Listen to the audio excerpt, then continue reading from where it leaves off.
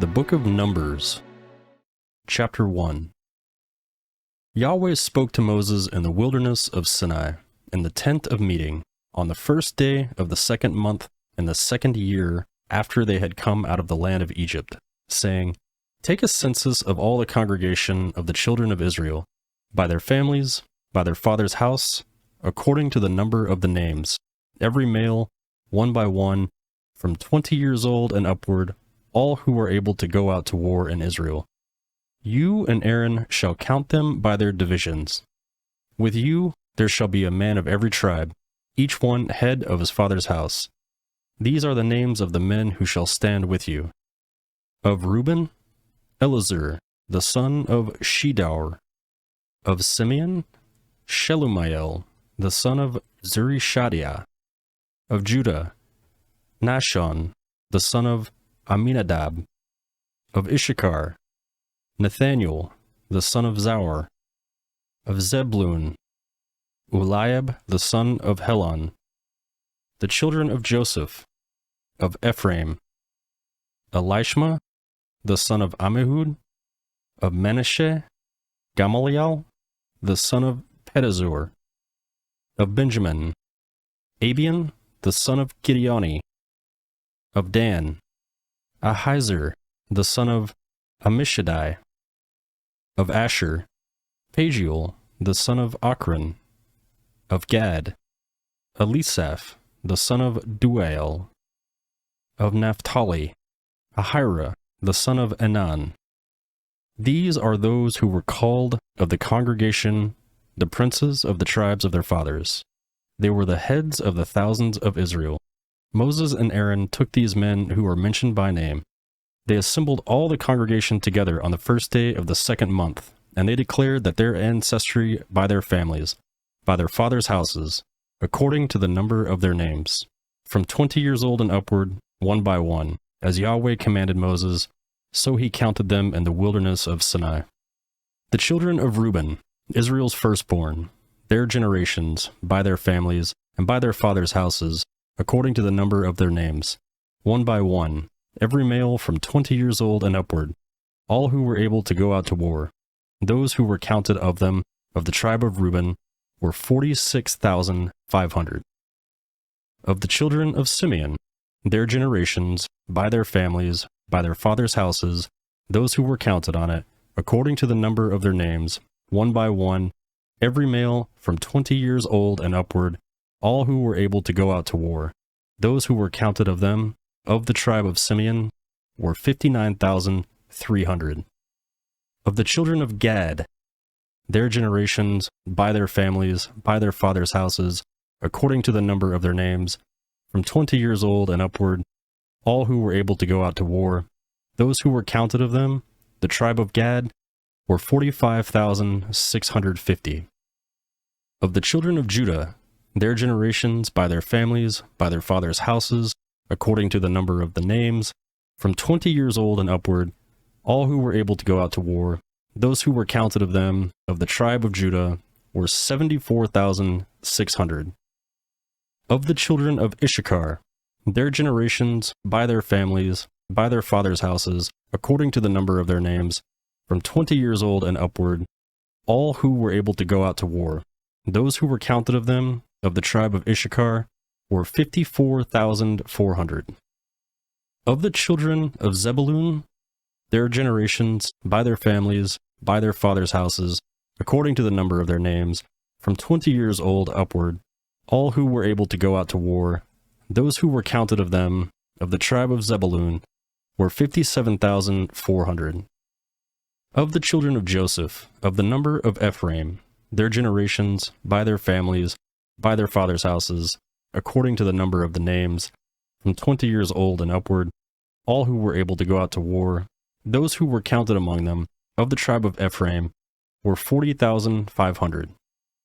Of the children of Manasseh, their generations, by their families, by their fathers' houses, according to the number of the names, from 20 years old and upward, all who were able to go out to war, those who were counted of them, of the tribes of Manasseh, were 32,200. Of the children of Benjamin, their generations, by their families, by their fathers' houses, according to the number of their names, from 20 years old and upward, all who were able to go out to war. Those who were counted of them, of the tribe of Benjamin, were 35,400. Of the children of Dan, their generations, by their families, by their fathers' houses, according to the number of their names, from 20 years old and upward, all who were able to go out to war. Those who were counted of them, of the tribe of Dan, were 62,700.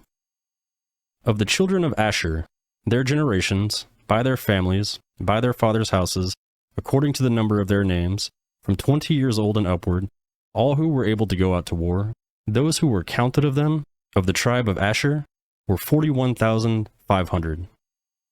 Of the children of Naphtali, their generations, by their families, by their fathers' houses, according to the number of their names, from 20 years old and upward, all who were able to go out to war, those who were counted of them, of the tribe of Naphtali, were 53,400.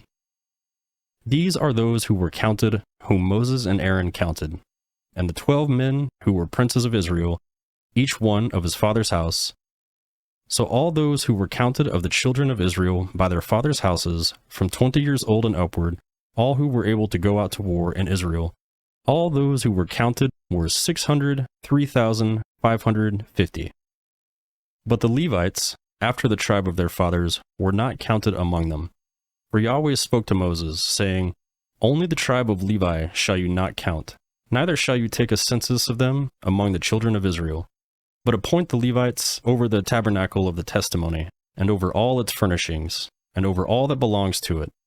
They shall carry the tabernacle and all its furnishings, and they shall take care of it, and shall encamp around it. When the tabernacle is to move, the Levites shall take it down, and when the tabernacle is to be set up, the Levites will set it up. The stranger who comes near shall be put to death. The children of Israel shall pitch their tents, every man by his own camp, every man by his own standard, according to their divisions. But the Levites shall encamp around the tabernacle of the testimony, that there may be no wrath on the congregation of the children of Israel. The Levites shall be responsible for the tabernacle of testimony. Thus the children of Israel did, according to all that Yahweh commanded of Moses, so they did. Numbers Chapter 2. Yahweh spoke to Moses and to Aaron, saying, The children of Israel shall encamp every man by his own standard, with the banners of their fathers' houses. They shall encamp around the tent of meeting at a distance from it. Those who encamp on the east side, towards the sunrise, shall be of the standard of the camp of Judah, according to their divisions. The prince of the children of Judah shall be Nahshon, the son of Amminadab. His division, and those who were counted of them, were 74,600. Those who encamp next to him shall be the tribe of Issachar. The prince of the children of Issachar shall be Nathaniel, the son of Zaur. His division, and those who were counted of it, were 54,400. The tribe of Zebulun. The prince of the children of Zebulun shall be Elab, the son of Helon. His division, and those who were counted of it, were 57,400. All those who were counted of the camp of Judah were 186,400, according to their divisions. They shall be set out first. On the south side should be the standard of the camp of Reuben, according to their divisions. The prince of the children of Reuben shall be Elizur, the son of Shedaur. His division, and those who were counted of it, were 46,500. Those who encamp next to him shall be the tribe of Simeon. The prince of the children of Simeon shall be Shelumiel, the son of Zurishaddai. His division, and those who were counted of them, were 59,300. The tribe of Gad. The prince of the tribe of Gad shall be Elisaph, the son of Reuel. His division, and those who were counted of them, were 45,650. All those who were counted on the camp of Reuben were 150,450, according to their armies. They shall set out second. Then the tent of meeting shall set out, with the camp of the Levites in the middle of the camp. As they encamp, so shall they set out, every man in his place, by their standards. On the west side shall be the standard of the camp of Ephraim, according to their divisions. The prince of the children of Ephraim shall be Elishama, the son of Ammihud. His division, and those who were counted of them, were 40,500. Next to him shall be the tribe of Manasseh. The prince of the children of Manasseh shall be Gamaliel, the son of Pedazur. His division, and those who were counted of them, were 32,200. The tribe of Benjamin. The prince of the children of Benjamin shall be Abidan, the son of Gideoni. His army, and those who were counted of them, were 35,400. All those who were counted at the camp of Ephraim were 180,100, according to their divisions. They shall set out third. On the north side shall be the standard of the camp of Dan, according to their divisions. The prince of the children of Dan shall be Azir, the son of Ammishaddai. His division, and those who were counted of them, were 62,700. Those who camp next to him shall be the tribe of Asher. The prince of the children of Asher shall be Pagiel, the son of Achran. His division, and those who were counted of them, were 41,500. The tribe of Naphtali.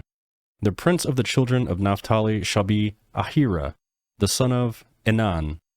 His division, and those who were counted of them, were 53,400.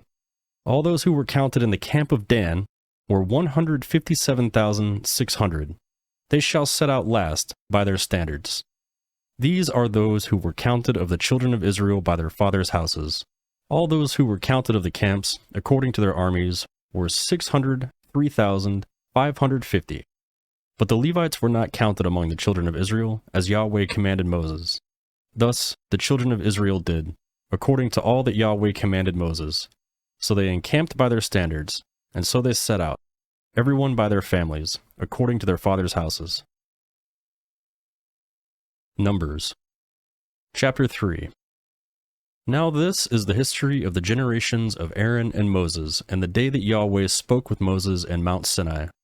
These are the names of the sons of Aaron, the priests who were anointed, whom he consecrated to minister in the priest's office. Nadab and Abihu died before Yahweh when they offered strange fire before Yahweh in the wilderness of Sinai, and they had no children. Eleazar and Ithamar ministered in the priest's office in the presence of Aaron their father. Yahweh spoke to Moses, saying, "Bring the tribe of Levi near, and set them before Aaron the priest, that they may minister to him. They shall keep his requirements, and the requirements of the whole congregation before the tent of meeting, to do the service of the tabernacle. They shall keep all the furnishings of the tent of meeting, and the obligations of the children of Israel, to do the service of the tabernacle. You shall give the Levites to Aaron and to his sons. They are wholly given to him on the behalf of the children of Israel. You shall appoint Aaron and his sons, and they shall keep their priesthood. But the stranger who comes near shall be put to death." Yahweh spoke to Moses, saying, "Behold, I have taken the Levites from among the children of Israel, instead of all the firstborn who open the womb among the children of Israel. And the Levites shall be mine, for all the firstborn are mine.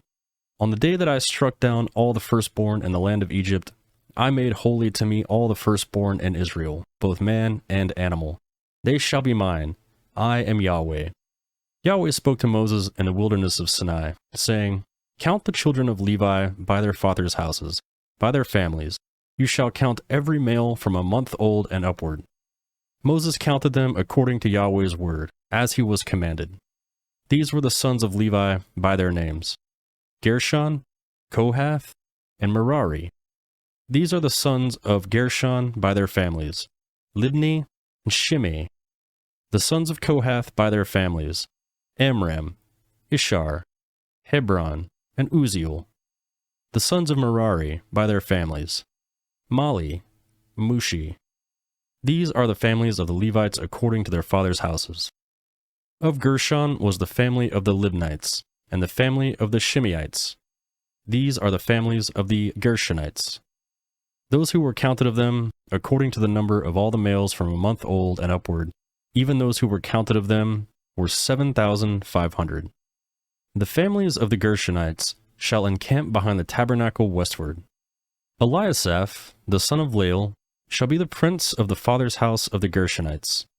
The duty of the sons of the Gershon and the tent of meeting shall be the tabernacle, the tent, its covering, the screen for the door of the tent of the meeting, the hangings of the court, the screen for the door of the court, which is by the tabernacle and around the altar, and its cords for all its service. Of Kohath was the family of the Amramites, the family of Isharites, the family of the Hebronites, and the family of the Uzzielites. These are the families of the Kohathites. According to the number of all the males from a month old and upward, there were 8,600, keeping the requirements of the sanctuary. The families of the sons of Kohath shall encamp on the south side of the tabernacle. The prince of the father's house of the families of the Kohathites shall be Elizaphan, the son of Uzziel. Their duty shall be the ark, the table, the lampstand, the altars, the vessels of the sanctuary with which they minister, the screen, and all its service. Eleazar, the son of Aaron, the priest, shall be the prince of the princes of the Levites, with the oversight of those who keep the requirements of the sanctuary. Of Merari was the family of Malites, and the family of the Mushites. These are the families of Merari. Those who were counted of them, according to the number of all the males from a month old and upward, were 6,200. The prince of the father's house of the families Merari was Zuriel, the son of Abihail. They shall encamp on the north side of the tabernacle. The appointed duty of the sons of Merari shall be the tabernacle's boards, its bars, its pillars, its sockets, and all its instruments, all its service. The pillars of the court around it, their sockets, their pins, and their cords. Those who encamp before the tabernacle, eastward, in front of the tent of meeting, toward the sunrise, shall be Moses, with Aaron and his sons, keeping the requirements of the sanctuary for the duty of the children of Israel. The outsider who comes near shall be put to death. All those who were counted of the Levites, whom Moses and Aaron counted at the commandment of Yahweh, by their families, all the males from a month old and upward, were 22,000. Yahweh said to Moses, "Count all the firstborn males of the children of Israel from a month old and upward, and take the number of their names. You shall take the Levites for me. I am Yahweh, instead of all the firstborn among the children of Israel, and the livestock of the Levites instead of all the firstborn amongst the livestock of the children of Israel." Moses counted, as Yahweh commanded him, all the firstborn children among Israel, all the firstborn males according to the number of their names from a month old and upward, of all those who were counted of them, were 22,273. Yahweh spoke to Moses, saying, "Take the Levites instead of all the firstborn among the children of Israel, and the livestock of the Levites instead of their livestock, and the Levites shall be mine. I am Yahweh. For the redemption of the 273 of the firstborn of the children of Israel, who exceed the number of the Levites, you shall take 5 shekels apiece for each one, according to the shekel of the sanctuary. You shall take them. The shekel is 20 gerahs. And you shall give the money, with which their remainder is redeemed, to Aaron and his sons." Moses took the redemption money from those who exceeded the number of those who were redeemed by the Levites. From the firstborn of the children of Israel, he took the money, 1,365 shekels, according to the shekel of the sanctuary. And Moses gave the redemption money to Aaron and to his sons, according to Yahweh's word, as Yahweh commanded Moses. Numbers Chapter 4. Yahweh spoke to Moses and to Aaron, saying, "Take a census from the sons of Kohath, from among the sons of Levi, and their families by their fathers' houses, from 30 years old and upward, even until 50 years old, all who will enter the service to do work in the tent of meeting. This is the service of the sons of Kohath in the tent of meeting, regarding the most holy things. When the camp moves forward, Aaron shall go in with his sons, and they shall take down the veil of the screen, cover the ark of the testimony with it, and put a covering of sealskin on it, spread with a blue cloth over it, and put in its poles. On the table of showbread they shall spread a blue cloth, and put it on the dishes, the spoons, the bowls, and the cups with which to pour out, and the continual bread shall be on it. They shall spread them on a scarlet cloth, and cover it with a covering of sealskin, and shall put in its poles. They shall take a blue cloth, and cover the lampstand of the light, its lamps, its snuffers, its snuff dishes, and all its oil vessels, with which they will minister to it. They shall put it and all its vessels within of a covering of sealskin, and shall put it on the frame. On the golden altar they shall spread a blue cloth, and cover it with a covering of sealskin, and shall put it in its poles. They shall take all the vessels of ministry with which they minister in the sanctuary, and put them in a blue cloth, cover them with a covering of sealskin, and shall put them on the frame. They shall take away the ashes from the altar, and spread a purple cloth on it. They shall put on it all its vessels with which they minister about it, the fire pans, the meat hooks, the shovels, and the basins, all the vessels of the altar. And they shall spread it on a covering of sealskin, and put it in its poles. When Aaron and his sons have finished covering the sanctuary, and all the furniture of the sanctuary, as the camp moves forward, after that, the sons of Kohath come to carry it. But they shall not touch the sanctuary, lest they die. The sons of Kohath shall carry these things belonging to the tent of meeting. The duty of Eleazar, the son of Aaron the priest, shall be the oil for the light, the sweet incense, the continual meal offering, and the anointing oil, the requirements for all the tabernacle, and of all that is in it, the sanctuary and its furnishings. Yahweh spoke to Moses and to Aaron, saying, Don't cut off the tribe of the family of the Kohathites from among the Levites, but do this to them, that they may live and not die, when they approach the most holy things. Aaron and his sons shall go in and appoint everyone to his service and to his burden, but they shall not go in to see the sanctuary even for a moment, lest they die. Yahweh spoke to Moses, saying, Take a census of the sons of Gershon also, by their fathers' houses, by their families. You shall count them from 30 years old and upwards until 50 years old, all who enter in to wait on the service, to do the work in the tent of meeting. This is the service of the families of the Gershonites, in serving and in bearing burdens.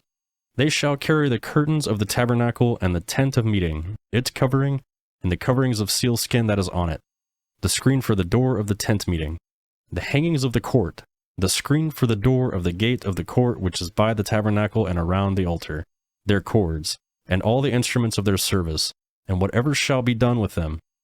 They shall serve in there. At the commandment of Aaron and his sons shall be all the service of the sons of the Gershonites, and all their burden, and in their service, and you shall appoint their duty to them and all their responsibilities. This is the service of the families of the sons of Gershonites and the tent of meeting. Their duty shall be under the hand of Ithamar, the son of Aaron the priest. As for the sons of Merari, you shall count them by their families, by their fathers' houses. You shall count them from 30 years old and upward, even to 50 years old, everyone who enters on the service to do the work of the tent of meeting. This is the duty of their burden, according to all their service and the tent of meeting. The tabernacle's boards, its bars, its pillars, its sockets, the pillars of the court around it, their sockets, their pins, their cords, with all their instruments, and with all their service. You shall appoint the instruments of the duty of their burden to them by name. This is the service of the families of the sons of Merari, according to all their service in the tent of meeting, under the hand of Ithamar, the son of Aaron the priest. Moses and Aaron and the princes of the congregation counted the sons of the Kohathites by their families and by their fathers' houses, from 30 years old and upwards to 50 years old, everyone who entered into the service for work in the tent of meeting. Those who were counted of them by their families were 2,750. These are those who were counted of the families of Kohathites, all who served in the tent of meeting, whom Moses and Aaron counted according to the commandment of Yahweh by Moses. Those who were counted of the sons of Gershon, by their families, and by their fathers' houses, from 30 years old and upward even to 50 years old, everyone who entered into the service for work in the tent of meeting, even those who were counted of them, by their families, by their fathers' houses, were 2,630. These are those who were counted of the families of the sons of Gershon, all who served in the tent of meeting, whom Moses and Aaron counted according to the commandment of Yahweh. Those who were counted of the families of the sons of Merari, by their families, by their father's house, from 30 years old and upward even to 50 years old, everyone who entered into the service for work in the tent of meeting, even those who were counted of them by their families, were 3,300. These are those who were counted of the families of the sons of Merari, whom Moses and Aaron counted according to the commandment of Yahweh by Moses. All those who were counted of the Levites, whom Moses and Aaron and the prince of Israel counted, by their families and by their fathers' houses, from 30 years old and upward even to 50 years old, everyone who entered in to do the work of service and the work of bearing burdens in the tent of meeting, even those who were counted of them, were 8,580. According to the commandment of Yahweh, they were counted by Moses, everyone according to his service and according to his burden. Thus they were counted by him, as Yahweh commanded Moses.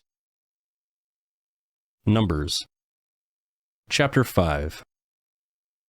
Yahweh spoke to Moses, saying, Command the children of Israel that they put out of the camp every leper, everyone who has a discharge, and whoever is unclean by a corpse. You shall put both male and female outside the camp so that they don't defile their camp, in the midst of which I dwell. So the children of Israel did so, and put them outside of the camp, as Yahweh spoke to Moses. So the children of Israel did. Yahweh spoke to Moses, saying, Speak to the children of Israel, when a man or woman commits any sin that men commit, so as to trespass against Yahweh, and that the soul is guilty, then he shall confess his sin which he has done, and he shall make restitution for his guilt in full, add it to the 5th part of it, and give it to him in respect of whom he has been guilty. But if the man has no kinsman to whom restitution may be made for the guilt, the restitution for guilt, which is made to Yahweh, shall be the priest's, in addition to the ram of atonement, by which atonement shall be made for him. Every heave offering of all the holy things of the children of Israel, which they present to the priest, shall be his. Every man's holy things shall be his. Whatever any man gives to the priest, it shall be his.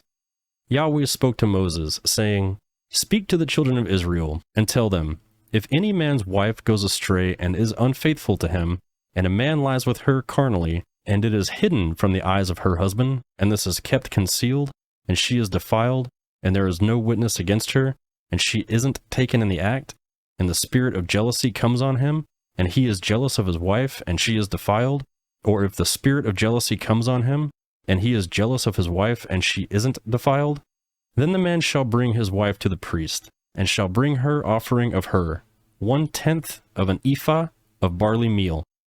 He shall pour no oil on it, nor put frankincense on it, for it is a meal offering of jealousy, a meal offering of memorial, bringing iniquity to memory. The priest shall bring her near, and set her before Yahweh. The priest shall take holy water in an earthen vessel, and the priest shall take some of the dust that is on the floor of the tabernacle, and put it in the water. The priest shall set the woman before Yahweh, and let the hair of the woman's head go loose, but put the meal offering of memorial in her hands, which is the meal offering of jealousy. The priest shall have in his hand the water of bitterness that brings a curse. The priest shall cause her to take an oath, and shall tell the woman, If no man has lain with you, and if you haven't gone aside to uncleanliness, being under your husband's authority, be free from this water of bitterness that brings a curse. But if you have gone astray, being under your husband's authority, and if you are defiled, and some man has lain with you beside your husband, then the priest shall cause the woman to swear with the oath of cursing, and the priest shall tell the woman, May Yahweh make you a curse and an oath among your people, when Yahweh allows your thigh to fall away and your body to swell, and this water that brings a curse will go into your bowels, and make your body swell, and your thigh fall away. The woman shall say, Amen, Amen. The priest shall write these curses in a book, and he shall wipe them into the water of bitterness. He shall make the woman drink the water of bitterness that causes the curse, and the water that causes the curse shall enter into her and become bitter. The priest shall take the meal offering of jealousy out of the woman's hand, and shall wave the meal offering before Yahweh, and bring it to the altar. The priest shall take a handful of the meal offering as its memorial portion, and burn it on the altar, and afterwards shall make the woman drink the water. When he has made her drink the water, then it shall happen, if she is defiled and has committed a trespass against her husband, that the water that causes the curse will enter into her and become bitter, and her body will swell, and her thigh will fall away, and the woman will be a curse among her people. If the woman isn't defiled, but is clean, then she shall be free, and shall conceive offspring. This is the law of jealousy. When a wife, being under her husband, goes astray, and is defiled, or when the spirit of jealousy comes on a man, and he is jealous of his wife, then he shall set the woman before Yahweh, and the priest shall execute on her this law. The man shall be free from iniquity, and that woman shall bear her iniquity. Numbers Chapter 6. Yahweh spoke to Moses, saying, Speak to the children of Israel, and tell them, when either man or woman shall make a special vow, the vow of a Nazirite, to separate himself to Yahweh, he shall separate himself from wine and strong drink. He shall drink no vinegar of wine, or vinegar of fermented drink, neither shall he drink any juices of grapes, nor eat fresh grapes or dried. All the days of his separation he shall eat nothing that is made of the grapevine, from the seeds even to the skins. All the days of his vow of separation no razor shall come to his head, until the days are fulfilled in which he separates himself from Yahweh. He shall be holy. He shall let the locks of his hair on his head grow long. All the days that he separates himself to Yahweh, he shall not go near a dead body. He shall not make himself unclean for his father, or for his mother, or for his brother, or for his sister, when they die, because of his separation to God is on his head. All the days of his separation he is holy to Yahweh. If any man dies very suddenly beside him, and he defiles the head of his separation, then he shall shave his head in the day of his cleansing. On the 7th day he shall shave it. On the 8th day he shall bring 2 turtle doves or 2 young pigeons to the priest, to the door of the tent of meeting. The priest shall offer one for a sin of offering, and the other for a burnt offering, and make atonement for him, because he sinned by reason of the dead, and shall make his head holy that same day. He shall separate to Yahweh the days of his separation, and shall bring a male lamb a year old for a trespass offering, but the former days shall be void, because his separation was defiled. This is the law of the Nazirite. When the days of his separation were fulfilled, he shall be brought to the door of the tent of meeting. He shall offer his offering to Yahweh, 1 male lamb a year old, without defect for a burnt offering, 1 ewe lamb a year old, without defect for a sin offering, 1 ram without defect for peace offerings, a basket of unleavened bread, cakes of fine flour mixed with oil, and unleavened wafers anointed with oil with their meal offerings, and their drink offerings. The priest shall present them before Yahweh, and shall offer his sin offering and his burnt offering. He shall offer the ram for a sacrifice of peace offerings to Yahweh, with the basket of unleavened bread. The priest shall offer also its meal offering and its drink offering. The Nazirite shall shave the head of his separation at the door of the tent of meeting. Take the hair of the head of his separation, and put it on the fire which is under the sacrifice of peace offerings. The priest shall take the boiled shoulder of the ram, 1 unleavened cake out of the basket, and 1 unleavened wafer, and shall put them on the hands of the Nazirite after he has shaved the head of his separation. And the priest shall wave them for a wave offering before Yahweh. They are holy for the priest, together with the breast that is waved and the thigh that is offered. After that, the Nazirite may drink wine. This is the law of the Nazirite who vows, and of his offering to Yahweh for his separation, in addition to that which he is able to afford. According to his vow, which he vows, so he must do after the law of his separation. Yahweh spoke to Moses, saying, Speak to Aaron and to his sons, saying, This is how you shall bless the children of Israel. You shall tell them, Yahweh blesses you, and keep you. Yahweh makes his face to shine on you, and be gracious to you. Yahweh lift up his face towards you, and give you peace. So they shall put my name on the children of Israel, and I will bless them. Numbers Chapter 7.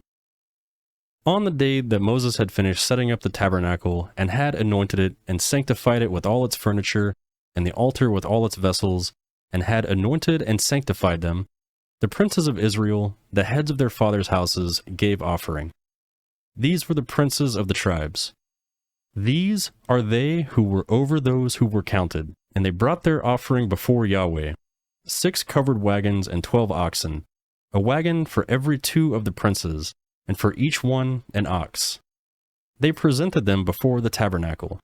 Yahweh spoke to Moses, saying, "Accept these from them, that they may be used in doing the service of the tent of meeting, and you shall give them to the Levites, to every man according to his service." Moses took the wagons and the oxen and gave them to the Levites. He gave 2 wagons and 4 oxen to the sons of Gershon according to their service. He gave 4 wagons and 8 oxen to the sons of Merari according to their service under the direction of Ithamar, the son of Aaron the priest. But the sons of Kohath he gave none, because the service of the sanctuary belonged to them. They carried it on their shoulders. The princes gave offerings for the dedication of the altar and the day that it was anointed. The princes gave their offerings before the altar. Yahweh said to Moses, "They shall offer their offerings, each prince on his day, for the dedication of the altar." He who offered his offering the first day was Nahshon, the son of Amminadab, of the tribe of Judah.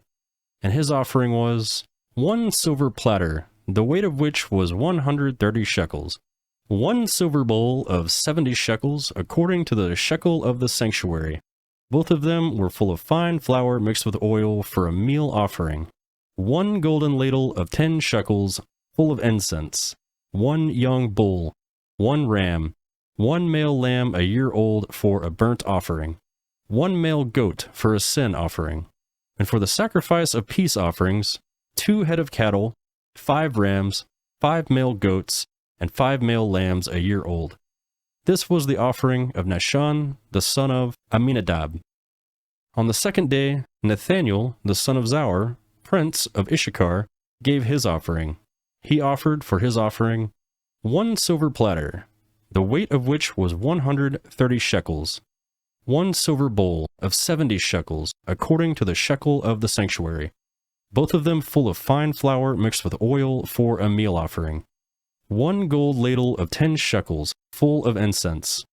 1 young bull, 1 ram, 1 male lamb a year old for a burnt offering.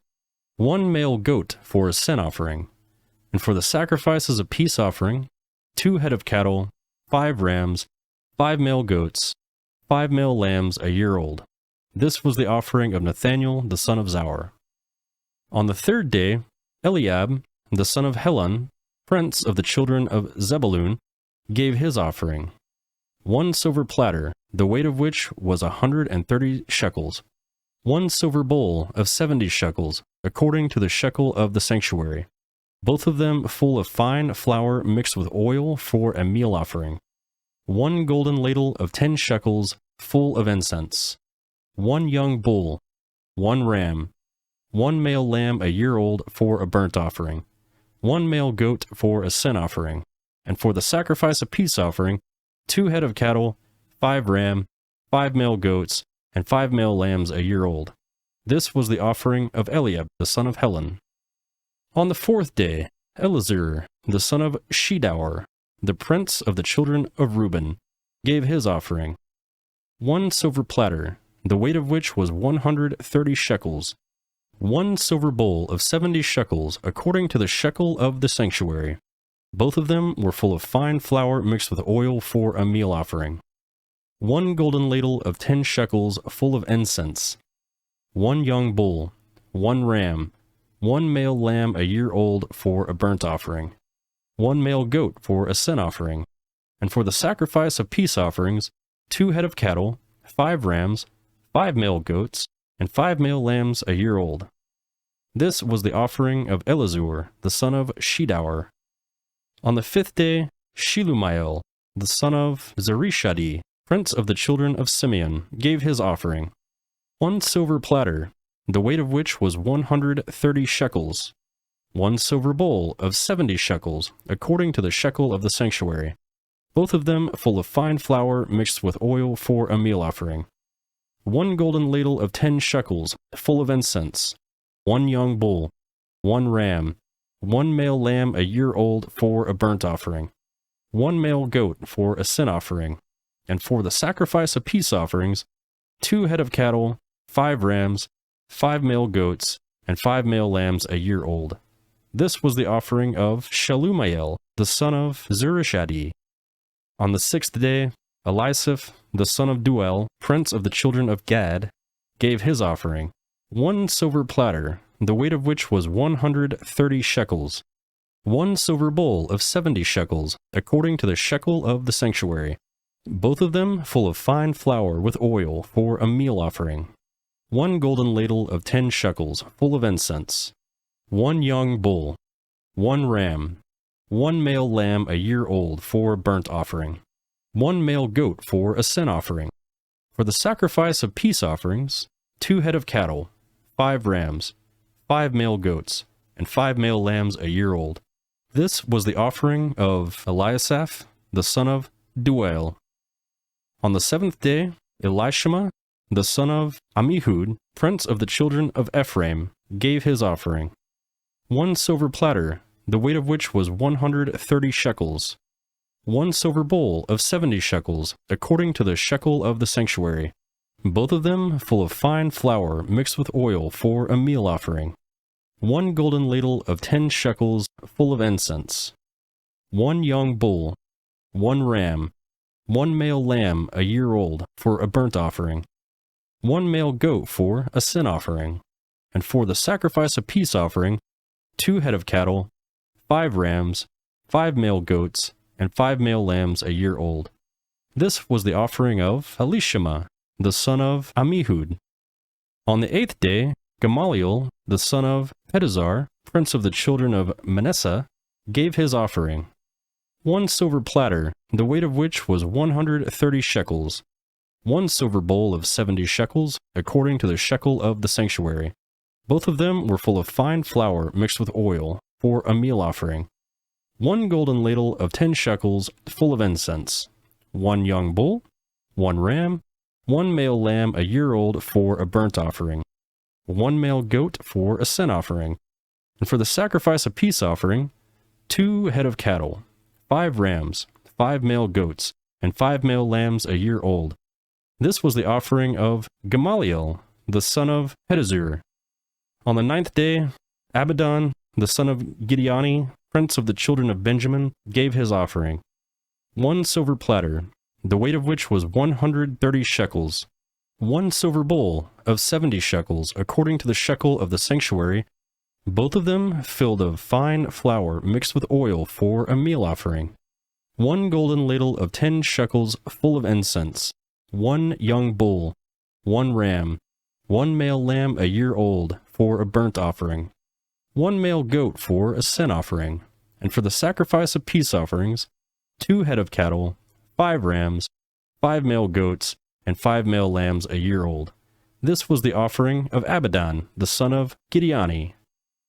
On the 10th day, Ahiezer, the son of Ammishaddai, prince of the children of Dan, gave his offering, 1 silver platter, the weight of which was 130 shekels, 1 silver bowl of 70 shekels, according to the shekel of the sanctuary, both of them full of fine flour mixed with oil for a meal offering, 1 golden ladle of 10 shekels, full of incense, 1 young bull, 1 ram, 1 male lamb a year old for a burnt offering, 1 male goat for a sin offering, and for the sacrifice of peace offerings, 2 head of cattle, 5 rams, 5 male goats, and 5 male lambs a year old. This was the offering of Ahiezer, the son of Ammishaddai. On the 11th day, Pagiel, the son of Ochran, prince of the children of Asher, gave his offering, 1 silver platter, the weight of which was 130 shekels, 1 silver bowl of 70 shekels, according to the shekel of the sanctuary, both of them full of fine flour mixed with oil for a meal offering, 1 golden ladle of 10 shekels, full of incense, 1 young bull, 1 ram, 1 male lamb a year old, for a burnt offering, 1 male goat for a sin offering, and for the sacrifice of peace offerings, 2 head of cattle, 5 rams, 5 male goats, and 5 male lambs a year old. This was the offering of Pagiel, the son of Ochran. On the 12th day, Ahira, the son of Enan, prince of the children of Naphtali, gave his offering, 1 silver platter, the weight of which was 130 shekels, 1 silver bowl of 70 shekels, according to the shekel of the sanctuary, both of them full of fine flour mixed with oil for a meal offering. 1 golden ladle of 10 shekels, full of incense. 1 young bull, 1 ram, 1 male lamb a year old for a burnt offering, 1 male goat for a sin offering, and for the sacrifice of peace offerings, 2 head of cattle, 5 rams, 5 male goats, and 5 male lambs a year old. This was the offering of Ahira, the son of Enan. This was the dedication offering of the altar, on the day when it was anointed, by the princes of Israel. 12 silver platters, 12 silver bowls, 12 golden ladles, each silver platter weighing 130 shekels, and each bowl 70. All the silver of the vessels, 2,400 shekels, according to the shekel of the sanctuary. The 12 golden ladles full of incense, weighing 10 shekels apiece, according to the shekel of the sanctuary. All the gold of the ladles weighed 120 shekels. All the cattle for the burnt offering was 12 bulls, and the rams 12, the male lambs a year old 12, and their meal offering, and 12 male goats for a sin offering. And all the cattle for the sacrifice of peace offerings, 24 bulls, 60 rams, 60 male goats, and 60 male lambs a year old. This was the dedication offering of the altar, after it was anointed. When Moses went into the tent of meeting to speak to Yahweh, he heard his voice speaking to him from above the mercy seat that was on the ark of the testimony, from between the 2 cherubim, and he spoke to him. Numbers Chapter 8. Yahweh spoke to Moses, saying, Speak to Aaron, and tell him, When you light up the lamps, the 7 lamps shall give light in front of the lampstand. Aaron did so. He lit its lamps to light the area in front of the lampstand, as Yahweh commanded Moses. This was the workmanship of the lampstand, beaten work of gold. From its base to its flowers it was beaten work. He made the lampstand according to the pattern which Yahweh had shown Moses. Yahweh spoke to Moses, saying, Take the Levites from among the children of Israel, and cleanse them. You shall do this to them to cleanse them. Sprinkle the water of cleansing on them. Let them shave their whole bodies with a razor. Let them wash their clothes and cleanse themselves.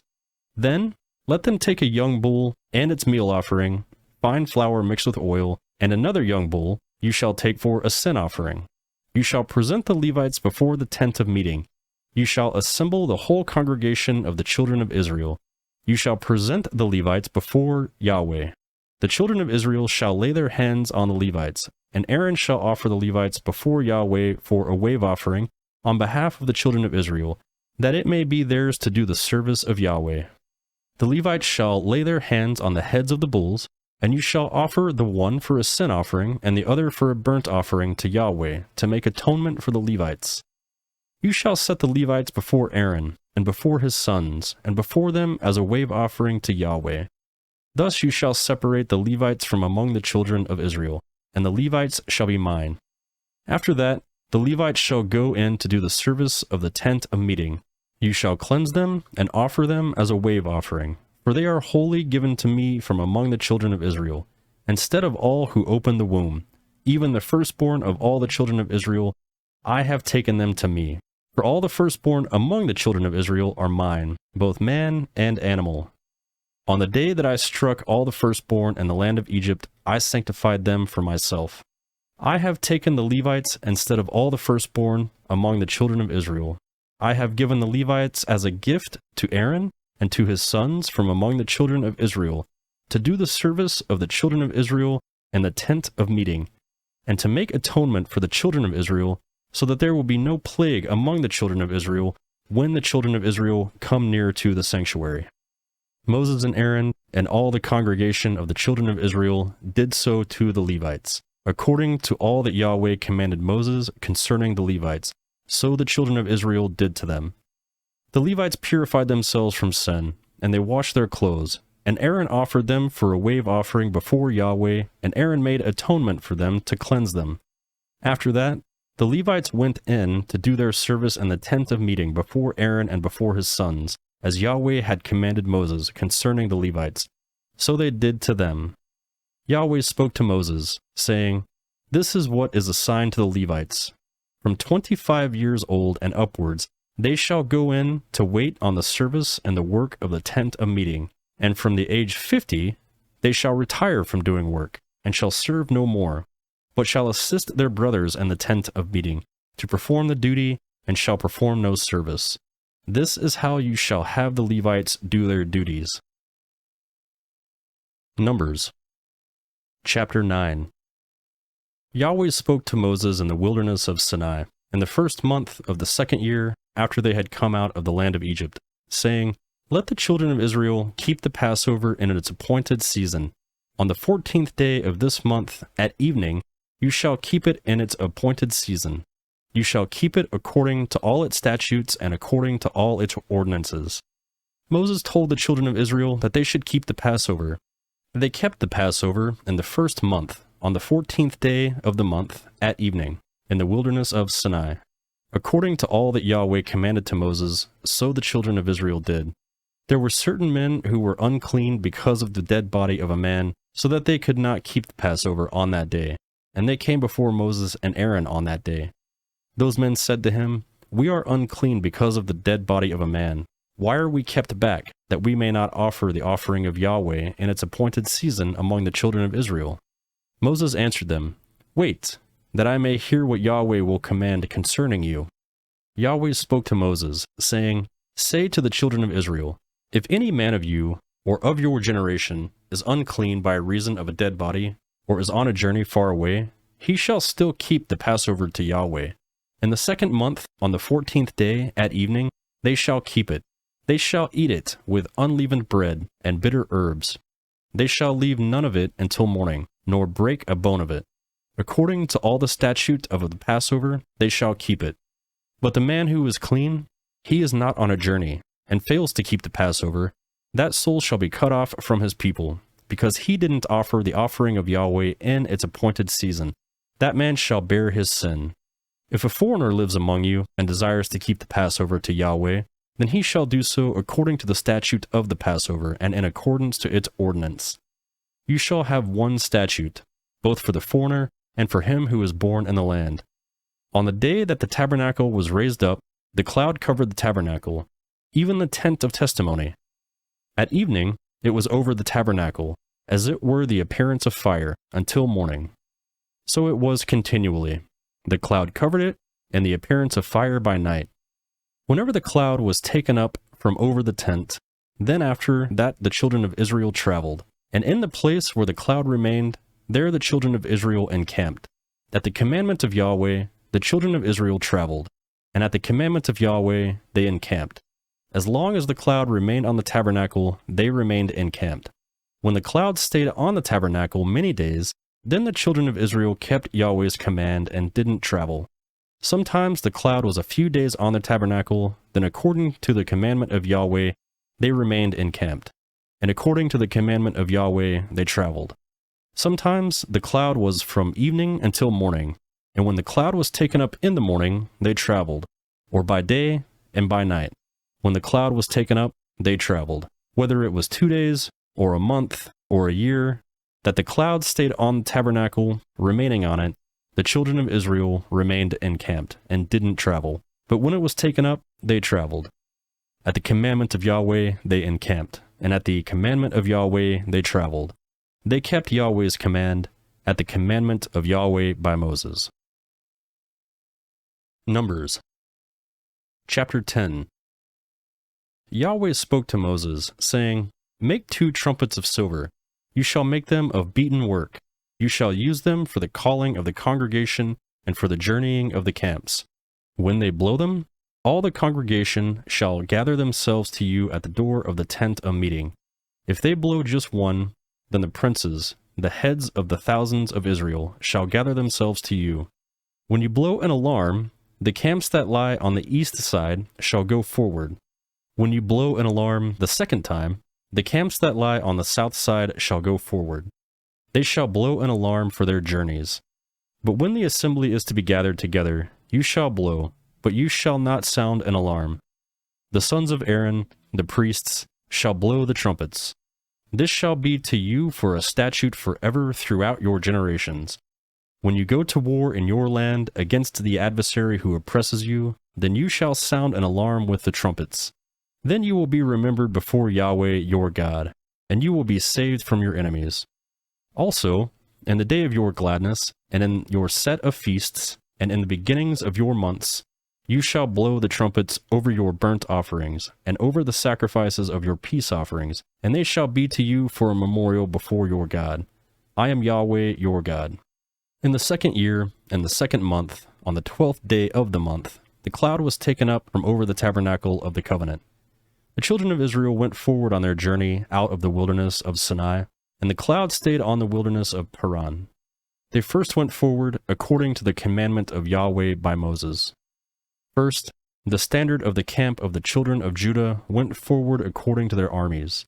Nahshon, the son of Amminadab, was over his army. Nathaniel, the son of Zaur, was over the army of the tribe of the children of Issachar. Eliab, the son of Helon, was over the army of the tribe of the children of Zebulun. The tabernacle was taken down, and the sons of Gershon and the sons of Merari, who bore the tabernacle, went forward. The standard of the camp of Reuben went forward according to their armies. Elazar, the son of Shedaur, was over his army. Shelumiel, the son of Zarish Adi, was over the army of the tribe of the children of Simeon. Eliasaph, the son of Duael, was over the army of the tribe of the children of Gad. The Kohathites set forward, bearing the sanctuary. The others set up the tabernacle before they arrived. The standard of the camp of the children of Ephraim set forward according to their armies. Elishama, the son of Ammihud, was over his army. Gamaliel, the son of Pedazur, was over the army of the tribe of the children of Manasseh. Abudan, the son of Gideoni, was over the army of the tribe of the children of Benjamin. The standard of the camp of the children of Dan, which was the rear guard of all the camps, set forward according to their armies. Ahiezer, the son of Amishadi, was over his army. Pagiel, the son of Ochran, was over the army of the tribe of the children of Asher. Ahira, the son of Enan, was over the army of the tribe of the children of Naphtali. Thus were the travels of the children of Israel according to their armies, and they went forward. Moses said to Hobab, the son of Reuel the Midianite, Moses' father-in-law, "We are journeying to the place of which Yahweh said, 'I will give to you.' Come with us, and we will treat you well, for Yahweh has spoken good concerning Israel." He said to him, "I will not go, but I will depart to my own land and my own relatives." Moses said, "Don't leave us, please, because you know how we are to encamp in the wilderness, and you can be our eyes. It shall be, if you go with us, yes, it shall be, that whatever good Yahweh does to us, we will do the same to you." They set forward from the mount of Yahweh 3 days' journey.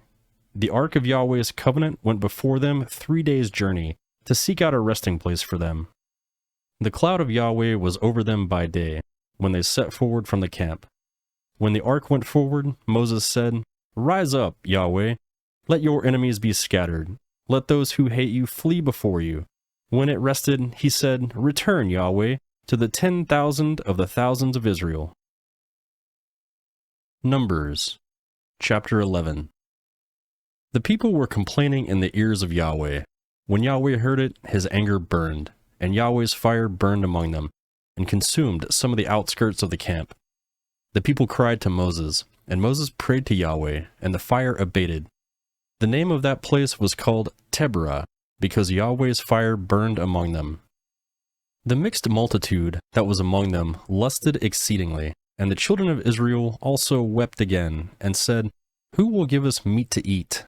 We remember the fish, which we ate in Egypt, for nothing, the cucumbers, and the melons, and the leeks, and the onions, and the garlic, but now we have lost our appetite. There is nothing at all except this manna to look at." The manna was like coriander seed, and it looked like bdellium.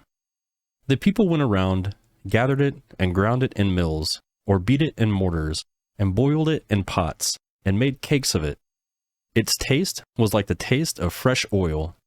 When the dew fell on the camp in night, the manna fell on it. Moses heard the people weeping throughout their families, every man at the door of his tent, and Yahweh's anger burned greatly, and Moses was displeased. Moses said to Yahweh, "Why have you treated your servant so badly? Why haven't I found favor in your sight, that you may lay the burden of all this people on me? Have I conceived all this people? Have I brought them out, that you should tell me, 'Carry them in your bosom, as a nurse carries a nursing infant, to the land which you swore to their fathers'? Where can I get meat to give all these people? For they weep before me, saying, 'Give us meat, that we may eat.' I am not able to bear all these people alone, because it is too heavy for me. If you treat me this way, please kill me right now, if I have found favor in your sight, and don't let me see my wretchedness." Yahweh said to Moses, "Gather to me 70 men of the elders of Israel, whom you know to be the elders of the people and officers over them, and bring them to the tent of meeting, that they may stand here with you. I will come down and talk with you there. I will take the Spirit which is on you, and will put it on them, and they shall bear the burden of the people with you, that you don't bear it alone. Say to the people, 'Sanctify yourselves in preparation for tomorrow, and you will eat meat. For you have wept in the ears of Yahweh, saying, Who will give us meat to eat? For it was well with us in Egypt. Therefore, Yahweh will give you meat, and you will eat. You will not eat just 1 day, or 2 days, or 5 days, or 10 days, or 20 days, but a whole month, until it comes out your nostrils, and it is loathsome to you, because you have rejected Yahweh who is among you, and have wept before him, saying, Why did we come out of Egypt? Moses said, The people, among whom I am, are 600,000 men on foot, and you have said, I will give them meat, that they may eat a whole month. Shall flocks of herds be slaughtered for them, to be sufficient for them? Shall all the fish of the sea be gathered together for them, to be sufficient for them?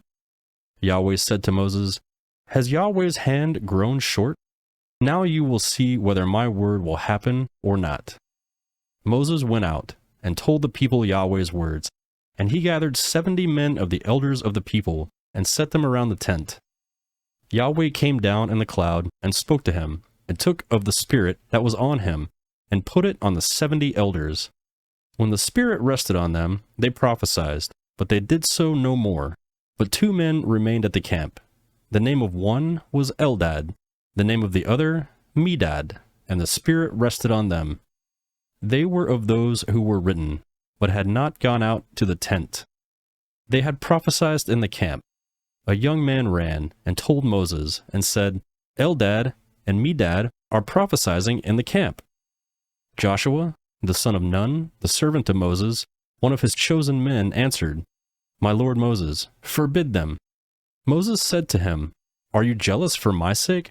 I wish that all Yahweh's people were prophets, that Yahweh would put his Spirit on them. Moses went to the camp, he and the elders of Israel. A wind from Yahweh went out and brought quails from the sea, and let them fall by the camp, about a day's journey on this side, and a day's journey on the other side, around the camp, and about 2 cubits above the surface of the earth. The people rose up all day and all night, and all the next day, and gathered the quails. He who gathered least gathered 10 homers, and they had spread them all out for themselves around the camp. While the meat was still between their teeth, before it was chewed, Yahweh's anger burned against the people, and Yahweh struck the people with a very great plague. The name of that place was called Kibroth Hattava, because there they buried the people who lusted. From Kibroth Hattava, the people traveled to Hazeroth, and they stayed at Hazeroth. Numbers Chapter 12. Miriam and Aaron spoke against Moses because of the Cushite woman whom he had married, for he had married a Cushite woman.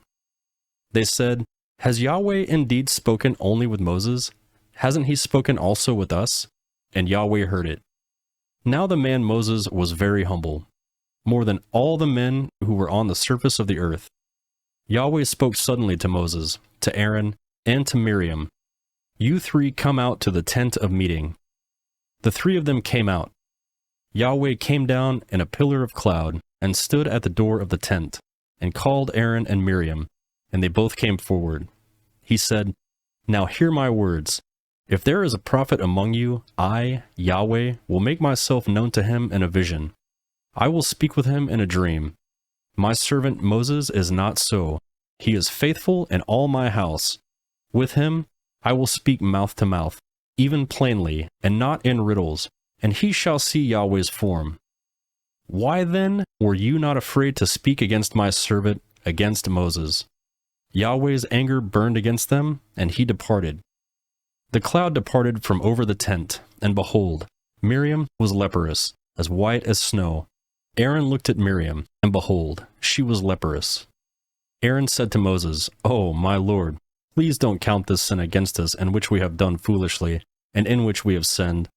Let her not, I pray, be as one dead, of whom the flesh is half consumed, when he comes out of his mother's womb."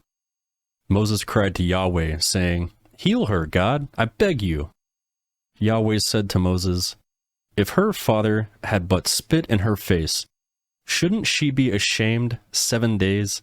Let her be shut up outside of the camp 7 days, and after that she shall be brought in again." Miriam was shut up outside of the camp 7 days, and the people didn't travel until Miriam was brought in again. Afterward, the people traveled from Hazeroth and encamped in the wilderness of Paran. Numbers Chapter 13. Yahweh spoke to Moses, saying, "Send men, that they may spy out the land of Canaan, which I give to the children of Israel. Of every tribe of their fathers you shall send a man, every one a prince among them." Moses sent them from the wilderness of Paran according to the commandments of Yahweh. All of them were men of whom were heads of the children of Israel. These were their names. Of the tribe of Reuben, Shammua, the son of Zaccur. Of the tribe of Simeon, Shaphat, the son of Hori. Of the tribe of Judah, Caleb, the son of Jephunneh. Of the tribe of Issachar, Igal, the son of Joseph. Of the tribe of Ephraim, Hoshea, the son of Nun. Of the tribe of Benjamin, Palti, the son of Raphu. Of the tribe of Zebulun, Gadiel, the son of Sodi. Of the tribe of Joseph, of the tribe of Manasseh, Gadi, the son of Suzi. Of the tribe of Dan, Amiel, the son of Gemali. Of the tribe of Asher, Sethur, the son of Michael. Of the tribe of Naphtali, Nabi, the son of Vophsi. Of the tribe of Gad, Geuel, the son of Maki. These are the names of the men who Moses sent to spy out the land. Moses called Hoshi, the son of Nun, Joshua. Moses sent them to spy out the land of Canaan, and said to them, "Go up this way by the south, and go up in the hill country. See the land, what it is, and the people who dwell therein, whether they are strong or weak, whether they are few or many, and what the land is that they dwell in, whether it is good or bad, and what cities they are that they dwell in, whether in camps or in strongholds, and what the land is, whether it is fertile or poor, whether there is wood therein or not. Be courageous, and bring some of the fruit of the land." Now the time was the time of the first ripe grapes. So they went up and spied out the land from the wilderness of Zen to Rehob, to the entrance of Hamath. They went up by the south, and came to Hebron, and Ahiman, Sheshai, and Talmai, the children of Anak, were there. Now Hebron was built 7 years before Zoan in Egypt. They came to the valley of Eshcol, and cut down from there a branch with one cluster of grapes, and they bore it on a staff between two. They also brought some of the pomegranates and figs. That place was called the valley of Eshcol, because of the cluster which the children of Israel cut down from there. They returned from spying out the land at the end of 40 days, that they went and came to Moses, to Aaron, and to all the congregation of the children of Israel, to the wilderness of Paran, to Kadesh, and brought back word to them and to all the congregation. They showed them the fruit of the land. They told him and said, "We came to the land where you sent us, Surely it flows with milk and honey, and this is its fruit. However, the people who dwell there are strong, and the cities are fortified and very large. Moreover, we saw the children of Anak there. Amalek dwells in the land of the south. The Hittite, the Jebusite, and the Amorite dwell in the hill country. The Canaanite dwell by the sea and along the side of the Jordan. Caleb stilled the people before Moses and said, "Let's go up at once and possess it, for we are well able to overcome it." But the men who went up with him said, "We aren't able to go up against the people, for they are stronger than we." They brought up an evil report of the land which they had spied out to the children of Israel, saying, "The land through which we have gone to spy it out is a land that eats up its inhabitants, and all the people who we saw in it were men of great stature. There we saw the Nephilim, the sons of Anak, who come from the Nephilim. We were in our own sight as grasshoppers, and so we were in their sight." Numbers chapter 14. All the congregation lifted up their voice and cried, and the people wept that night. All the children of Israel murmured against Moses and against Aaron. The whole congregation said to them, "We wish that we had died in the land of Egypt, or that we had died in this wilderness. Why does Yahweh bring us to this land to fall to the sword? Our wives and our little ones will be captured or killed. Wouldn't it be better for us to return to Egypt?" They said to one another, "Let's choose a leader, and let's return to Egypt." Then Moses and Aaron fell on their faces before all the assembly of the congregation of the children of Israel. Joshua, the son of Nun, and Caleb, the son of Jephunneh, who were of those who spied out the land, tore their clothes. They spoke to all the congregation of the children of Israel, saying, "The land, which we passed through to spy it out, is an exceedingly good land. If Yahweh delights in us, then he will bring us into this land and give it to us, a land which flows with milk and honey. Only don't rebel against Yahweh, neither fear the people of the land, for they are bread for us. Their defense is removed from over them, and Yahweh is with us. Don't fear them." But all the congregation threatened to stone them with stones. Yahweh's glory appeared in the tent of meeting to all the children of Israel. Yahweh said to Moses, "How long will this people despise me? How long will they not believe in me, for all the signs which I have worked among them? I will strike them with the pestilence, and disinherit them, and will make you a nation greater and mightier than they." Moses said to Yahweh, "Then the Egyptians will hear it, for you brought up this people in your might from among them. They will tell it to the inhabitants of this land. They have heard that you, Yahweh, are among this people, for you, Yahweh, are seen face to face, and your cloud stands over them, and you go before them in a pillar of cloud by day and in a pillar of fire by night. Now if you kill this people as one man, then the nations which have heard the fame of you will speak, saying, 'Because Yahweh was not able to bring this people into the land which he swore to them, therefore he has slain them in the wilderness.' Now please, let the power of the Lord be great, according as you have spoken, saying, 'Yahweh is slow to anger and abundant in loving kindness, forgiving iniquity and disobedience, and he will by no means clear the guilty, visiting the iniquity of the fathers on the children, on the third and on the fourth generation. Please pardon the iniquity of this people according to the greatness of your loving kindness, and just as you have forgiven this people from Egypt even until now.' Yahweh said, 'I have pardoned according to your word, but in very deed, as I live, and as all the earth shall be filled with Yahweh's glory, because all those men who have seen my glory and my signs, which I worked in Egypt and in the wilderness, yet have tempted me these 10 times, and have not listened to my voice. Surely they shall not see the land which I swore to their fathers, neither shall any of those who despised me see it.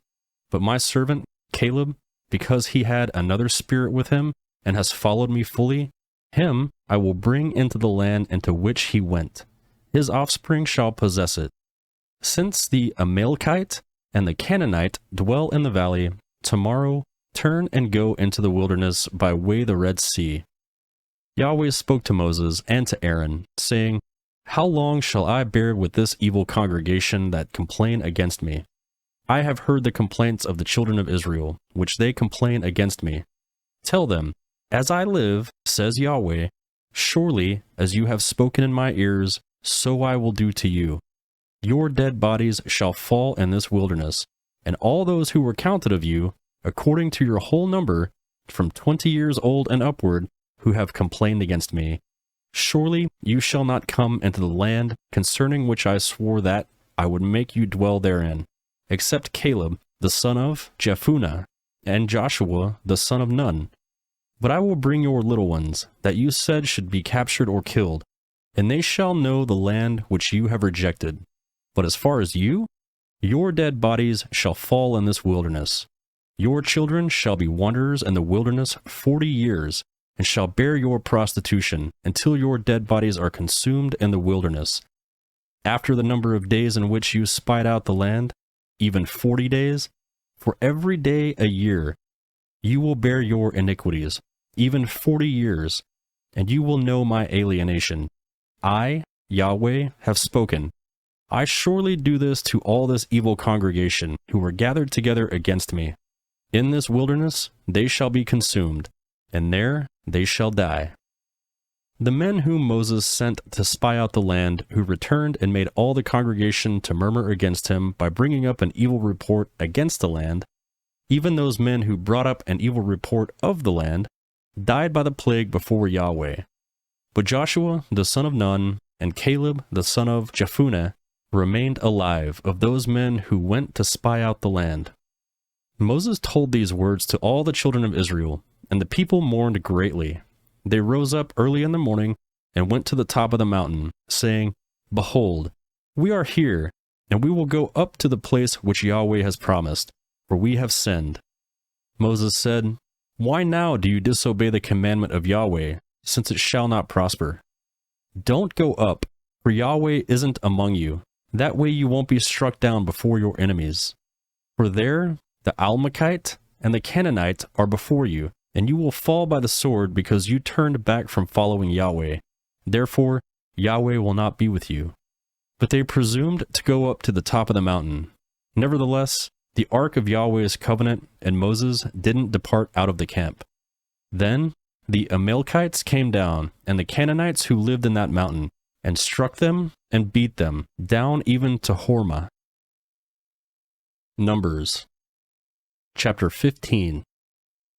Yahweh spoke to Moses, saying, Speak to the children of Israel, and tell them, When you have come into the land of your habitations, which I give you, and will make an offering by fire to Yahweh, a burnt offering, or a sacrifice, to accomplish a vow, or as a free will offering, or in your set feasts, to make a pleasant aroma to Yahweh, of the herd or of the flock, then he who offers his offering shall offer to Yahweh a meal offering of 1/10 of an ephah of fine flour with 1/4 of a hin of oil. You shall prepare wine for the drink offering, 1/4 of a hin, while the burnt offering, or the sacrifice, for each lamb. For a ram, you shall prepare for a meal offering 2/10 of an ephah of fine flour mixed with the 1/3 part of a hin of oil. And for the drink offering, you shall offer the 1/3 part of a hin of wine, of a pleasant aroma to Yahweh. When you prepare a bull for a burnt offering, or a sacrifice to accomplish a vow, or for a peace offerings to Yahweh, then he shall offer with the bull a meal offering of 3/10 of an ephah of fine flour mixed with half a hin of oil. And you shall offer for the drink offering half a hin of wine, for an offering made by fire, of a pleasant aroma to Yahweh. Thus it shall be done for each bull, for each ram, for each of the male animals, or of the young goats, according to the number that you shall prepare. So you shall do to everyone according to their number. All who are native born shall do these things in this way, an offering made by fire of a pleasant aroma to Yahweh. If a stranger lives as a foreigner with you, or whoever may be among you throughout your generations, and will offer an offering made by fire of a pleasant aroma to Yahweh, as you do, so he shall do. For the assembly there shall be one statute for you, and for the stranger who lives as a foreigner, a statute forever throughout your generations. As you are, so the foreigner shall be before Yahweh. One law and one ordinance shall be for you and for the stranger who lives as a foreigner with you. Yahweh spoke to Moses, saying, Speak to the children of Israel, and tell them, When you come into the land where I bring you, then it shall be that when you eat of the bread of the lamb, you shall offer a wave offering to Yahweh. Of the first of your dough you shall offer up a cake for a wave offering. As the wave offering of the threshing floor, so shall you heave it. Of the first of your dough you shall give to Yahweh a wave offering throughout your generations. When you err and don't observe all the commandments which Yahweh has spoken to Moses, even all that Yahweh has commanded you by Moses, from that day that Yahweh gave commandment and onward throughout your generations, then it shall be, if it was done unwittingly, without the knowledge of the congregation, that all the congregation shall offer one young bull for a burnt offering, for a pleasant aroma to Yahweh, with its meal offering and its drink offering, according to the ordinance, and one male goat for a sin offering. The priest shall make atonement for all the congregation of the children of Israel, and they shall be forgiven it, for it was an error, and they have brought their offering, an offering made by fire to Yahweh, and their sin offering before Yahweh, for their error. All the congregation of the children of Israel shall be forgiven, as well as the stranger who lives as a foreigner among them. For with regard to all the people, it was done unwittingly. If a person sins unwittingly, then he shall offer a female goat a year old for a sin offering. The priest shall make atonement for the soul who errs when he sins unwittingly before Yahweh. He shall make atonement for him, and he shall be forgiven. You shall have one law for him who does anything unwittingly. For him who is native born among the children of Israel, and for the stranger who lives as a foreigner among them. But the soul who does anything with a high hand, whether he is native born or a foreigner, blasphemes Yahweh. That soul shall be cut off from among his people. Because he has despised Yahweh's word and broken his commandment, that soul shall utterly be cut off. His iniquity shall be on him. While the children of Israel were in the wilderness, they found a man gathering sticks on the Sabbath day. Those who found him gathering sticks brought him to Moses and Aaron, and to tell all the congregation. They put him in custody, because it had not been declared what should be done with him. Yahweh said to Moses, The man shall surely be put to death. All the congregation shall stone him with stones outside the camp. All the congregation brought him outside the camp, and stoned him to death with stones, as Yahweh commanded Moses. Yahweh spoke to Moses, saying, Speak to the children of Israel, and tell them that they should make themselves fringes on the borders of their garments throughout their generations, and that they put on the fringe of each border a cord of blue. It shall be to you for a fringe, that you may see it. And remember all Yahweh's commandments, and do them, and that you don't follow on your own heart and on your own eyes, after which you used to play the prostitute, so that you may remember and do all my commandments, and be holy to your God. I am Yahweh, your God, who brought you out of the land of Egypt to be your God. I am Yahweh, your God. Numbers, chapter 16. Now Korah, the son of Izhar, the son of Kohath, the son of Levi, with Dathan and Abiram, the sons of Eliab, and On, the son of Pelath, sons of Reuben, took some men. They rose up before Moses with some of the children of Israel, 250 princes of the congregation, called to the assembly, men of renown. They assembled themselves together against Moses and against Aaron, and said to them, You take too much on yourself, since all the congregation are holy, every one of them, and Yahweh is among them. Why do you lift yourselves up above Yahweh's assembly? When Moses heard it, he fell on his face. He said to Korah and to all his company, In the morning Yahweh will show who are his, and who is holy, and will cause him to come near to him. Even him whom he shall choose, he will cause to come near him. Do this, have Korah and all his company take censers. Put fire in them, and put incense on them before Yahweh tomorrow. It shall be that the man whom Yahweh chooses, he shall be holy, "You have gone too far, you sons of Levi." Moses said to Korah, "Hear now, you sons of Levi.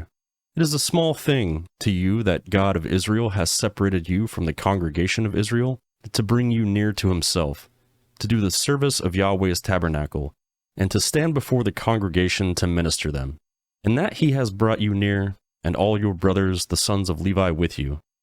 Do you seek the priesthood also? Therefore you and all your company have gathered together against Yahweh.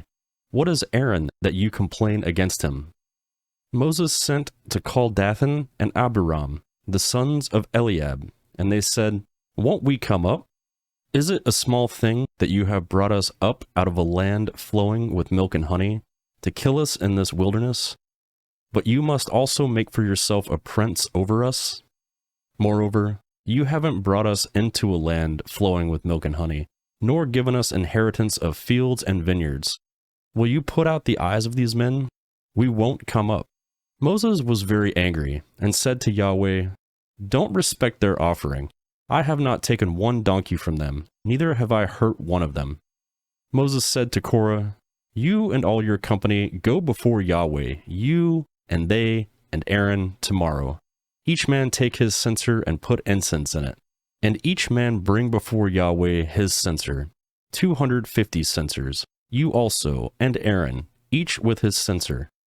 They each took his censer and put fire in it, and laid incense on it, and stood at the door of the tent of meeting with Moses and Aaron. Korah assembled all the congregation opposite them to the door of the tent of meeting. Yahweh's glory appeared to all the congregation. Yahweh spoke to Moses and to Aaron, saying, "Separate yourselves from among this congregation, that I may consume them in a moment." They fell on their faces and said, "God, the God of the spirits of all flesh, shall one man sin, and you will be angry with all the congregation?" Yahweh spoke to Moses, saying, "Speak to the congregation, saying, Get away from around the tent of Korah, Dathan, and Abiram." Moses rose up and went to Dathan and Abiram, and the elders of Israel followed him. He spoke to the congregation, saying, "Depart, please, from the tents of these wicked men, and touch nothing of theirs, lest you be consumed in all their sins." So they went away from the tent of Korah, Dathan, and Abiram on every side. Dathan and Abiram came out and stood at the door of their tents with their wives, their sons, and their little ones. Moses said, "Hereby you shall know that Yahweh has sent me to do all these works, for they are not from my own hand. If these men died to the common death of all men, or if they experience what all men experience, then Yahweh hasn't sent me. But if Yahweh makes a new thing, and the ground opens its mouth and swallows them up all that belongs to them, and they go down alive into Sheol, then you shall understand that these men have despised Yahweh." As he finished speaking all these words, the ground that was under them split apart. The ground opened its mouth and swallowed them up in their households, all of Korah's men and all their goods. So they and all that belonged to them went down alive into Sheol. The earth closed on them, and they perished from among the assembly. All Israel that were around them fled at their cry, for they said, "Lest the earth swallows us up." Fire came out of Yahweh, and devoured the 250 men who offered the incense. Yahweh spoke to Moses, saying, "Speak to Eleazar, the son of Aaron the priest, that he may take the censers out of the burning, and scatter the fire away from the camp, for they are holy, even the censers of those who sinned against their own lives. Let them be beaten into plates for a covering of the altar, for they offered them before Yahweh, therefore they are holy. They shall be a sign to the children of Israel." Eleazar, the priest, took the bronze censers which those who were burned had offered, and they beat them out for a covering of the altar, to be a memorial to the children of Israel, to the end that no stranger who isn't of the offspring of Aaron would come near to burn incense before Yahweh, that he not be as Korah and his company, as Yahweh spoke to him by Moses. But on the next day, all the congregation of the children of Israel complained against Moses and against Aaron, saying, "You have killed Yahweh's people." When the congregation was assembled against Moses and against Aaron, they looked towards the tent of meeting. Behold, the cloud covered it, and Yahweh's glory appeared. Moses and Aaron came to the front of the tent of meeting. Yahweh spoke to Moses, saying, "Get away from among this congregation, that I may consume them in a moment." They fell on their faces. Moses said to Aaron, "Take your censer, put fire from the altar in it, lay incense on it, and carry it quickly to the congregation, and make atonement for them. For wrath has gone out from Yahweh. The plague has begun." Aaron did as Moses said, and ran into the middle of the assembly. The plague had already begun among the people. He put on the incense, and made atonement for the people. He stood between the dead and the living, and the plague was stayed. Now those who died from the plague were 14,700, in addition to those who died about the matter of Korah. Aaron returned to Moses to the door of the tent of meeting, and the plague was stopped. Numbers Chapter 17. Yahweh spoke to Moses, saying, "Speak to the children of Israel, and take rods from them, one for each father's house, of all their princes according to their fathers' houses, 12 rods. Write each man's name on his rod. You shall write Aaron's name on Levi's rod. There shall be one rod for each head of their fathers' houses. You shall lay them up in the tent of meeting before the covenant, where I meet with you. It shall happen that the rod of whom the man whom I shall choose shall bud. I will make the murmurings of the children of Israel, which they murmur against you, cease from me." Moses spoke to the children of Israel, and all their princes gave him rods, for each prince one, according to their father's house, a total of 12 rods. Aaron's rod was among their rods. Moses laid up the rods before Yahweh in the tent of testimony. On the next day, Moses went into the tent of the testimony, and behold, Aaron's rod for the house of Levi had sprouted, budded, and produced blossoms, and bore ripe almonds. Moses brought out all the rods from before Yahweh to all the children of Israel. They looked, and each man took his rod. Yahweh said to Moses, "Put back the rod of Aaron before the covenant, to be kept for a token against the children of rebellion, that you may make an end of their complaining against me, that they not die." Moses did so. As Yahweh commanded him, so he did. The children of Israel spoke to Moses, saying, "Behold, we perish. We are undone. We are all undone. Everyone who keeps approaching Yahweh's tabernacle dies. Will we all perish?" Numbers Chapter 18. Yahweh said to Aaron, "You and your sons and your father's house with you shall bear the iniquity of the sanctuary, and you and your sons with you shall bear the iniquity of your priesthood. Bring your brothers also, the tribe of Levi, and the tribe of your father, near with you, that they may be joined to you, and minister to you. But you and your sons with you shall be before the tent of the testimony. They shall keep your commands and the duty of the whole tent. Only, they shall not come near to the vessels of the sanctuary and to the altar, that they may not die, neither they nor you. They shall be joined to you, and keep the responsibility of the tent of meeting, for all the service of the tent. A stranger shall not come near to you. You shall perform the duty of the sanctuary and the duty of the altar, that there be no wrath on the children of Israel. Behold, I myself have taken your brothers, the Levites, from among the children of Israel. They are a gift to you, dedicated to Yahweh, to do the service of the tent of meeting. You and your sons shall keep your priesthood for everything of the altar, and for that within the veil. You shall serve. I give you the service of the priesthood as a gift. The stranger who comes near shall be put to death." Yahweh spoke to Aaron, "Behold, I myself have given you the command of my wave offerings, even all the holy things of the children of Israel. I have given them to you by reason of the anointing, and to your sons as a portion forever. This shall be yours of the most holy things from the fire. Every offspring of theirs, even every meal offering of theirs, and every sin offering of theirs, and every trespass offering of theirs, which they shall render to me, shall be most holy for you and your sons. You shall eat of it like the most holy things. Every male shall eat of it. It shall be holy to you. This is yours too, the wave offering of their gift, even all the wave offerings of the children of Israel. I have given them to you, and to your sons and to your daughters with you, as a portion forever. Everyone who is clean in your house shall eat of it. I have given to you all the best of the oil, all the best of the vintage, and of the grain, the first fruits of them which they give to Yahweh. The first ripe fruits of all that was in their land, which they bring to Yahweh, shall be yours. Everyone who is clean in your house shall eat of it. Everything devoted in Israel shall be yours. Everything that opens the womb of all flesh which they offer to Yahweh, both of man and animal, shall be yours. Nevertheless, you shall surely redeem the firstborn of man, and you shall redeem the firstborn of unclean animals. You shall redeem those who are redeemed of them from a month old, according to your estimation, for 5 shekels of money, according to the shekel of the sanctuary, which weighs 20 gerahs. But you shall not redeem the firstborn of a cow, or the firstborn of a sheep, or the firstborn of a goat. They are holy. You shall sprinkle their blood on the altar, and shall burn their fat on an offering made by fire, for a pleasant aroma to Yahweh. Their meat shall be yours, as the wave offering breast, and as the right thigh, it shall be yours. All the wave offerings of the holy things which the children of Israel offer to Yahweh, I have given to you and your sons and your daughters with you, as a portion forever. It is a covenant of salt forever before Yahweh, to you and to your offspring with you.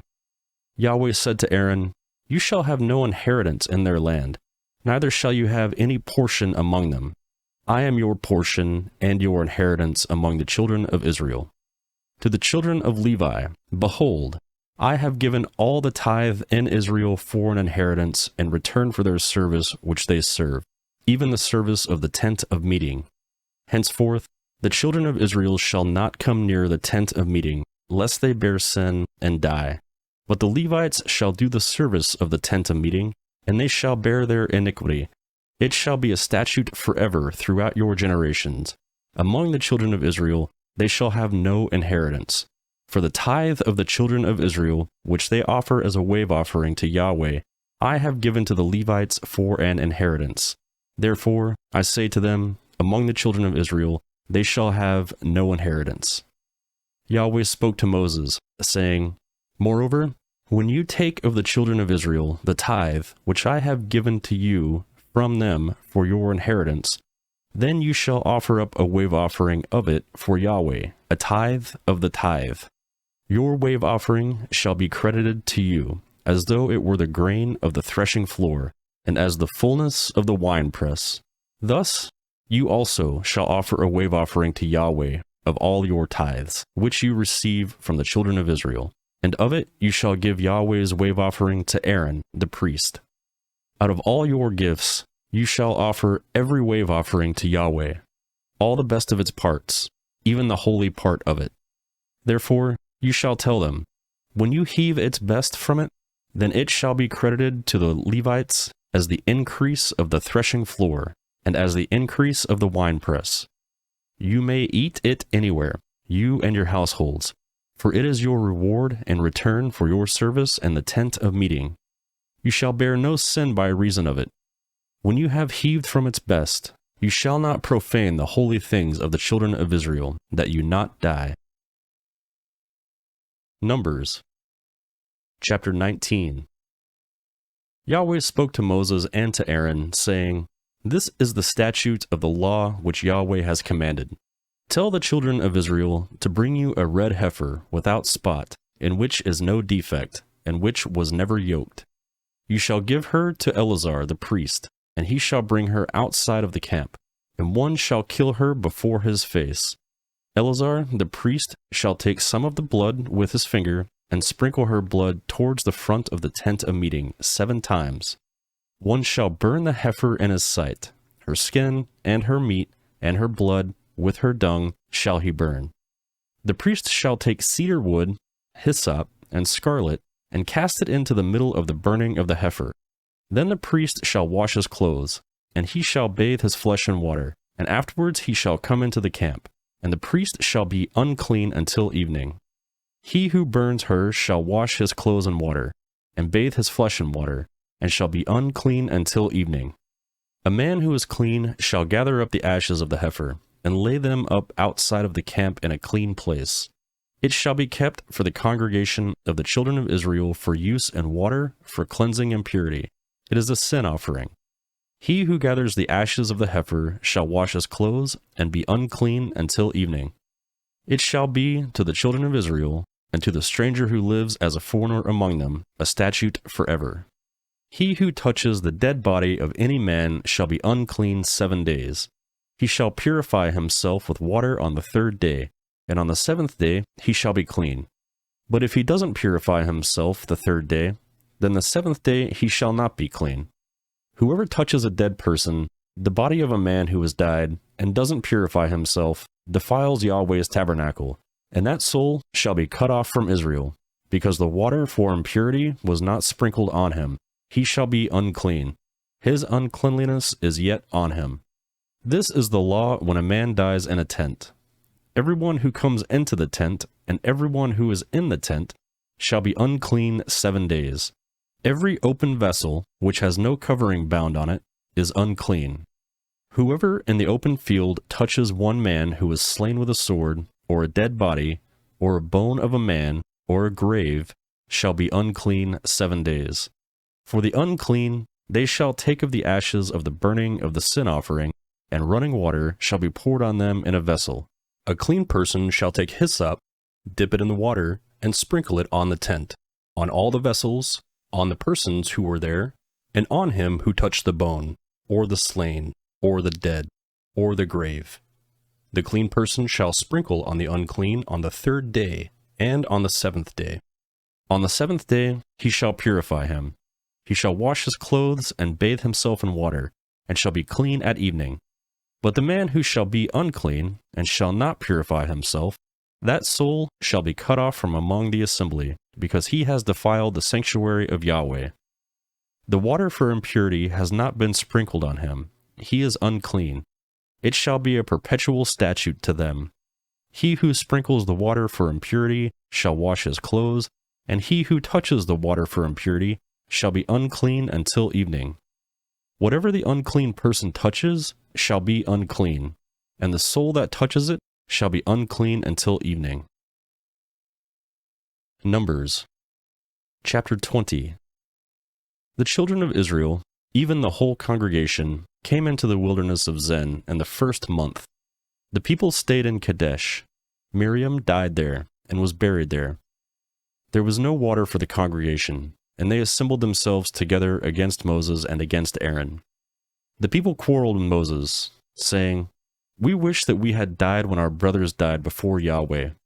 Why have you brought Yahweh's assembly into the wilderness, that we should die there, we and our animals? Why have you made us come up out of Egypt, to bring us into this evil place? It is no place of seed, or of figs, or of vines, or of pomegranates, neither is there any water to drink." Moses and Aaron went from the presence of the assembly to the door of the tent of meeting, and fell on their faces. Yahweh's glory appeared to them. Yahweh spoke to Moses, saying, "Take the rod, and assemble the congregation, you and Aaron your brother, and speak to the rock before their eyes, that it pour out its water.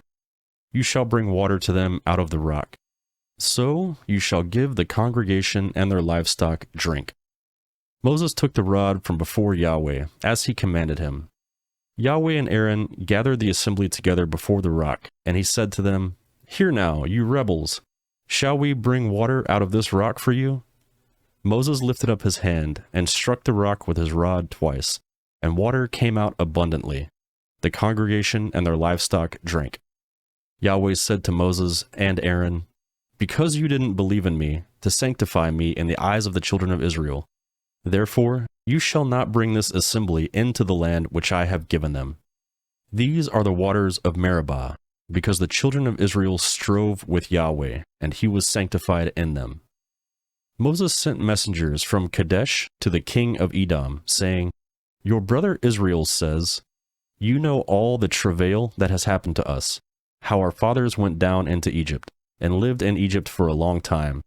The Egyptians mistreated us and our fathers. When we cried to Yahweh, he heard our voice, sent an angel, and brought us out of Egypt. Behold, we are in Kadesh, a city in the edge of your border. Please let us pass through your land. We will not pass through field or through vineyard, neither will we drink from the water in the wells. We will go along the king's highway. We will not turn away to the right hand nor to the left until we have passed your border. Edom said to him, You shall not pass through me, lest I come out with sword against you. The children of Israel said to him, We will go up by the highway.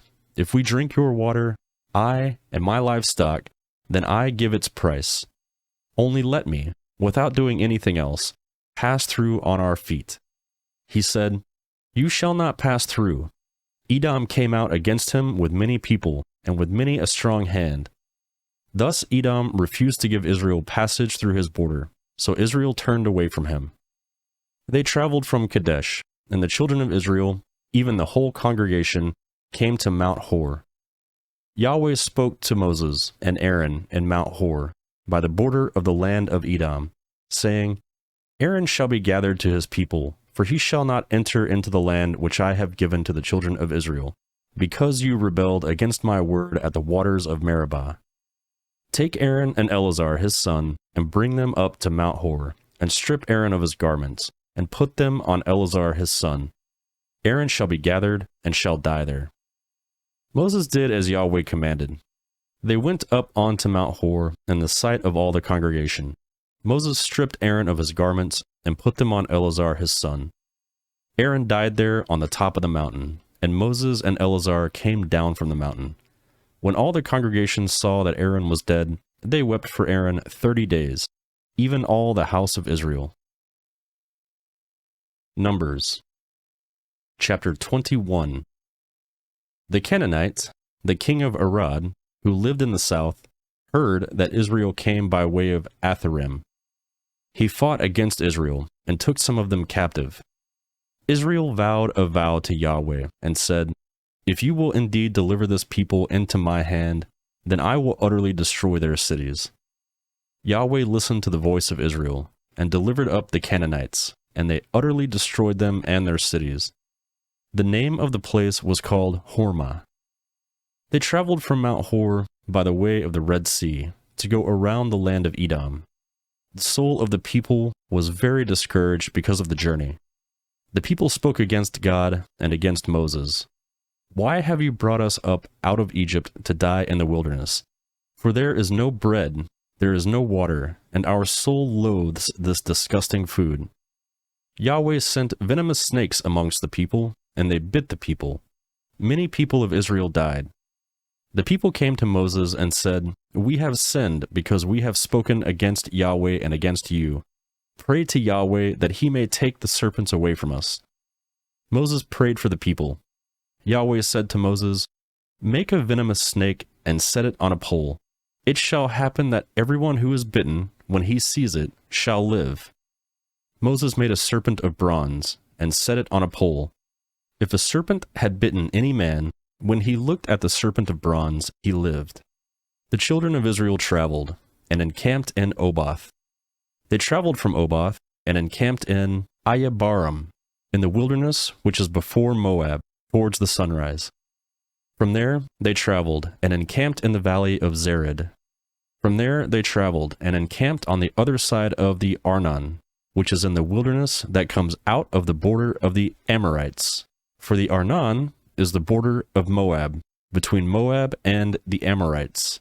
Therefore it is said in the book of the wars of Yahweh, Vahib in Supah, the valleys of the Arnon, the slope of the valleys that incline towards the dwelling of Ar, leans on the border of Moab. From there they traveled to Beer. That is the well of which Yahweh said to Moses, Gather the people together, and I will give them water. Then Israel sang this song, Spring up, well, spring to it, the well which the princes dug, which the nobles of the people dug, with the scepter and with their poles. From the wilderness they traveled to Metena, and from Metena to Nahalal, and from Nahalal to Bemoth, and from Bemoth to the valley that is in the field of Moab, to the top of Pisgah, which looks down on the desert. Israel sent messengers to Sihon, king of the Amorites, saying, Let me pass through your land. We will not turn away into field or vineyard. We will not drink the water of the wells. We will go by the king's highway until we have passed your border. Sihon would not allow Israel to pass through his border, but Sihon gathered all his people together and went out against Israel into the wilderness and came to Jahaz. He fought against Israel. Israel struck him with the edge of the sword and possessed his land from the Arnon to the Jabuk, even to the children of Ammon. For the border of the children of Ammon was fortified. Israel took all these cities. Israel lived in all the cities of the Amorites, and Heshbon, and in all its villages. For Heshbon was the city of Sihon the king of the Amorites, who had fought against the former king of Moab, and taken all his land out of his hand, even to the Arnon. Therefore, those people who speak in Proverbs say, "Come to Heshbon, let the city of Sihon be built and established, for a fire has gone out of Heshbon, a flame from the city of Sihon. It has devoured Ar of Moab, the lords of the high places of the Arnon. Woe to you, Moab! You are undone, people of the Chemosh. He has given his sons as fugitives, and his daughters into captivity, to Sihon king of the Amorites. We have shot at them. Heshbon has perished even to Dibon. We have laid waste even to Nophah, which reaches to Medeba." Thus Israel lived in the land of the Amorites. Moses sent to spy out Jazer. They took its villages and drove out the Amorites who were there. They turned and went up by the way of Bashan. Og, the king of Bashan, went out against them, he and all his people, to battle at Edrei. Yahweh said to Moses, "Don't fear him, for I have delivered him into your hand, with all his people and his land. You shall do to him as you did to Sihon, king of the Amorites, who lived in Heshbon." So they struck him, with his sons and all his people, until there were no survivors, and they possessed his land. Numbers chapter 22. The children of Israel traveled, and encamped in the plains of Moab, beyond the Jordan at Jericho. Balak, the son of Zippor, saw all that Israel had done to the Amorites. Moab was very afraid of the people, because they were many. Moab was distressed because of the children of Israel. Moab said to the elders of Midian, "Now this multitude will lick up all that is around us, as the ox licks up the grass of the field." Balak, the son of Zippor, was king of Moab at the time. He sent messengers to Balaam, the son of Beor, to Pethor, which is by the river, to the land of the children of his people, to call him, saying, "Behold, there is a people who came out of Egypt. Behold, they cover the surface of the earth, and they are staying opposite me. Please come now, therefore, and curse this people for me, for they are too mighty for me. Perhaps I shall prevail, then we may strike them, and that I may drive them out of the land. For I know that he whom you bless is blessed, and he whom you curse is cursed." The elders of Moab and the elders of Midian departed with the rewards of the divination in their land. They came to Balaam, and spoke to him the words of Balak. He said to them, "Lodge here this night, and I will bring you word again, as Yahweh shall speak to me." The princes of Moab stayed with Balaam.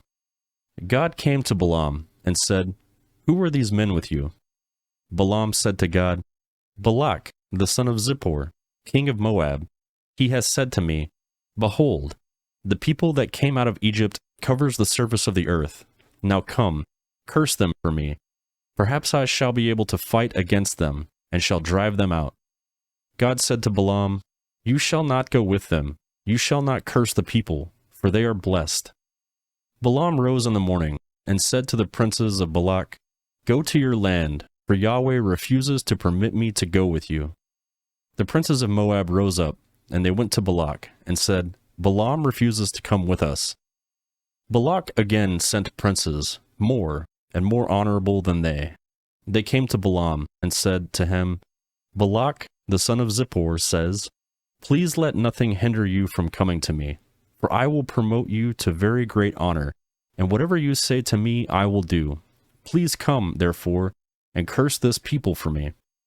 Balaam answered the servants of Balak, If Balak would give me his house full of silver and gold, I can't go beyond the word of Yahweh my God, to do less or more.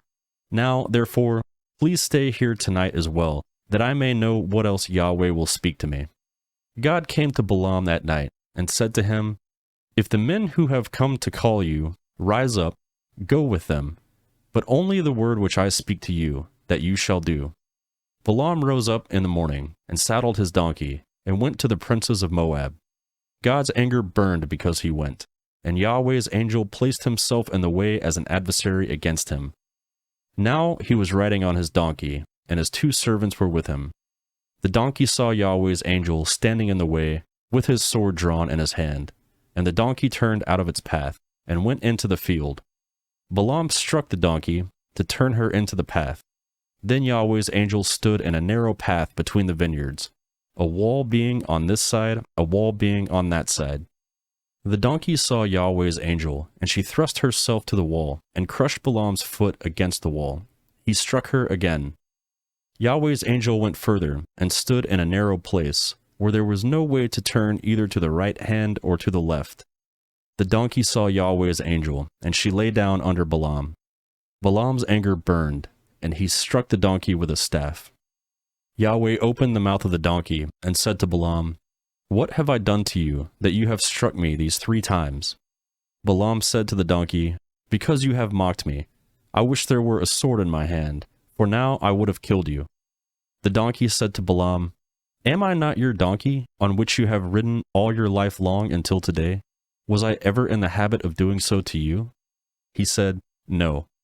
Then Yahweh opened his eyes of Balaam, and he saw Yahweh's angel standing in the way, with the sword drawn in his hand, and he bowed his head, and fell on his face. Yahweh's angel said to him, Why have you struck your donkey these 3 times? Behold, I have come out as an adversary, because your way is perverse before me. The donkey saw me, and turned away before me these 3 times. Unless she had turned away from me, surely now I would have killed you, and saved her life. Balaam said to Yahweh's angel, I have sinned, for I didn't know that you stood in the way against me. Now, therefore, if it displeases you, I will go back again. Yahweh's angel said to Balaam, Go with the men, but you shall only speak the word that I shall speak to you. So Balaam went with the princes of Balak. When Balak heard that Balaam had come, he went out to meet him to the city of Moab, which is on the border of the Arnon, which is in the utmost part of the border. Balak said to Balaam, Didn't I earnestly send for you to summon you? Why didn't you come to me? Am I not able indeed to promote you to honor? Balaam said to Balak, Behold, I have come to you. Have I now any power at all to speak anything? I will speak the word that God puts in my mouth. Balaam went with Balak, and they came to Kiriath Huzoth.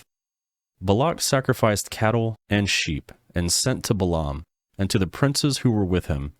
In the morning, Balak took Balaam, and brought him up into the high place of Baal, and he saw from there part of the people. Numbers Chapter 23. Balaam said to Balak, Build here 7 altars for me, and prepare here 7 bulls and 7 rams for me. Balak did as Balaam had spoken, and Balak and Balaam offered on every altar a bull and a ram. Balaam said to Balak, Stand by your burnt offering, and I will go. Perhaps Yahweh will come to meet me. Whatever he shows me, I will tell you. He went to a bare height. God met Balaam, and he said to him, I have prepared the 7 altars, and I have offered up a bull and a ram on every altar. Yahweh put a word in Balaam's mouth, and said, Return to Balak, and thus you shall speak. He returned to him, and behold, he was sitting by his burnt offering, he and all the princes of Moab. He took up the parable, and said, From Aram has Balak brought me, the king of Moab, from the mountains of the east. Come, curse Jacob for me. Come, defile Israel. How shall I curse whom God has not cursed? How shall I defy whom Yahweh has not defied? For from the top of the rocks I see him. From the hills I see him. Behold, it is a people that dwells alone, and shall not be listed among the nations. Who can count the dust of Jacob, or count the fourth part of Israel? Let me die the death of the righteous. Let my last end be like his. Balak said to Balaam, What have you done to me? I took you to curse my enemies, and behold, you have blessed them altogether. He answered and said, Must I not take heed to speak that which Yahweh puts in my mouth? Balak said to him, Please come with me to another place, where you may see them. You shall see just part of them, and shall not see them all. Curse them from there for me. He took him into the field of Zophim, on the top of Pisgah, and built 7 altars, and offered up a bull, a ram, on every altar. He said to Balak, Stand here by your burnt offering, while I meet with God over there. Yahweh met Balaam, and put a word in his mouth, and said, Return to Balak, and say this. He came to him, and behold, he was standing by his burnt offering, and the princes of Moab with him. Balak said to him, What has Yahweh spoken? He took up his parable and said, Rise up, Balak, and hear. Listen to me, you son of Zippor. God is not a man, that he should lie, nor a son of man, that he should repent. Has he said, and he won't do it? Or has he spoken, and he won't make it good? Behold, I have received a command to bless. He has blessed, and I can't reverse it. He has not seen iniquity in Jacob, neither has he seen perverseness in Israel. Yahweh, his God, is with him. The shout of a king is among them. God brings them out of Egypt. He has, as it were, the strength of the wild ox. Surely there is no enchantment with Jacob, neither is there any divination with Israel. Now it shall be said of Jacob and of Israel, What has God done? Behold, a people rises up as a lioness. As a lion, he lifts them up. He shall not lay down until he eats of the prey, and drinks the blood of the slain. Balak said to Balaam, Neither curse them at all, nor bless them at all. But Balaam answered Balak, Didn't I tell you, saying, All that Yahweh speaks, that I must do? Balak said to Balaam, Come now, I will take you to another place. Perhaps it will please God that you may curse them for me from there. Balak took Balaam to the top of Peor, that looks down on the desert. Balaam said to Balak, Build 7 altars for me here, and prepare 7 bulls and 7 rams for me here. Balak did as Balaam had said, and offered up a bull and a ram on every altar. Numbers Chapter 24. When Balaam saw that it pleased Yahweh to bless Israel, he didn't go, as at the other times, to use divination. But he set his face towards the wilderness. Balaam lifted up his eyes, and he saw Israel dwelling according to their tribes, and the Spirit of God came on him. He took up his parable, and said, Balaam, the son of Beor, says, The man whose eyes are open says, He says, Who hears the words of God? Who sees the vision of the Almighty, falling down, and having his eyes open? How godly are your tents, Jacob, and your dwellings, Israel! As valleys they are spread out, as gardens by the riverside, as aloes which Yahweh has planted, and cedar trees besides the water. Water shall flow from his buckets, his seed shall be in many waters. His king shall be higher than Agag, his kingdom shall be exalted. God brings him out of Egypt. He has, as it were, the strength of the wild ox. He shall consume the nations of his adversaries, shall break their bones in pieces, and pierce them with his arrows. He couched, he lay down as a lion, as a lioness. Who shall rouse him up?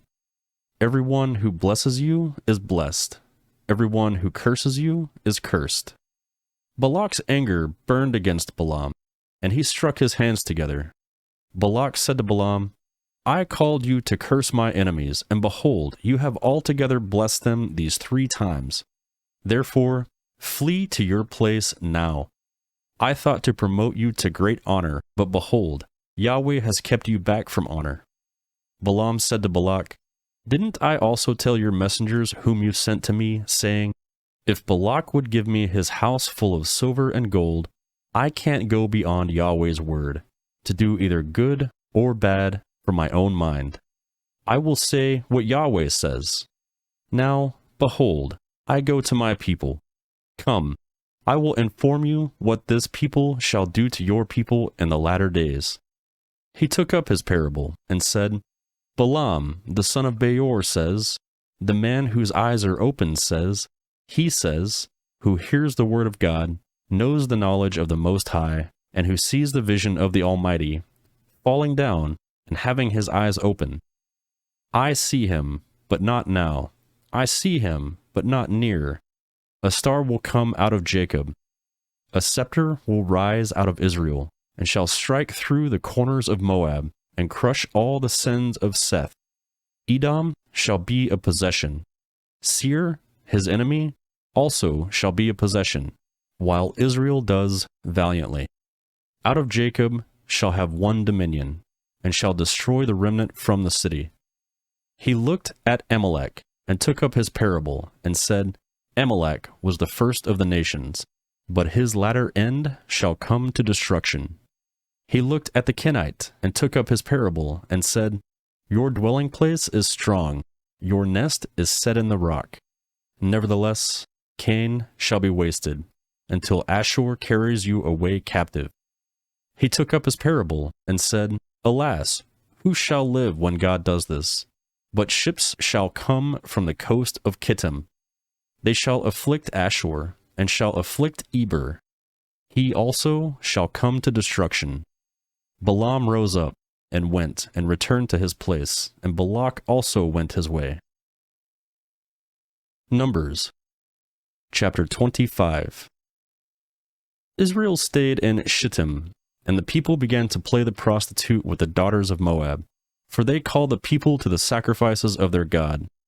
The people ate and bowed down to their gods. Israel joined himself to Baal Peor, and Yahweh's anger burned against Israel. Yahweh said to Moses, Take all the chiefs of the people and hang them up to Yahweh before the sun, that the fierce anger of Yahweh may turn away from Israel. Moses said to the judges of Israel, Everyone kill his men who have joined themselves to Baal Peor. Behold, one of the children of Israel came and brought to his brothers a Midianite woman in the sight of Moses, and in the sight of all the congregation of the children of Israel, while they were weeping at the door of the tent of meeting. When Phinehas, the son of Eleazar, the son of Aaron the priest, saw this, he rose up from the middle of the congregation, and took a spear in his hand. He went after the man of Israel into the pavilion, and thrust both of them through, the man of Israel and the woman through her body. So the plague was stopped among the children of Israel. Those who died by the plague were 24,000.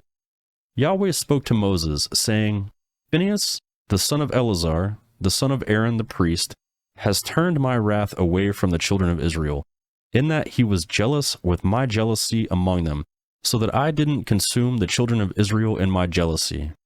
Therefore say, Behold, I give to him my covenant of peace. It shall be to him, and to his offspring after him, the covenant of an everlasting priesthood, because he was jealous for his God, and has made atonement for the children of Israel. Now the name of the man of Israel that was slain, who was slain with the Midianite woman, was Zimri, the son of Salu, a prince of a father's house among the Simeonites. The name of the Midianite woman who was slain was Cosbi, the daughter of Zur. He was head of the people of a father's house in Midian. Yahweh spoke to Moses, saying, Harass the Midianites and strike them, for they harass you with their wiles, wherein they have deceived you in the matter of Peor, and in the incident regarding Cosbi, the daughter of the prince of Midian, their sister, who was slain on the day of the plague in the matter of Peor. Numbers, chapter 26. After the plague, Yahweh spoke to Moses and to Eleazar, the son of Aaron the priest, saying, Take a census of all the congregation of the children of Israel, from 20 years old upward, and by their house's father, all who are able to go out to war in Israel.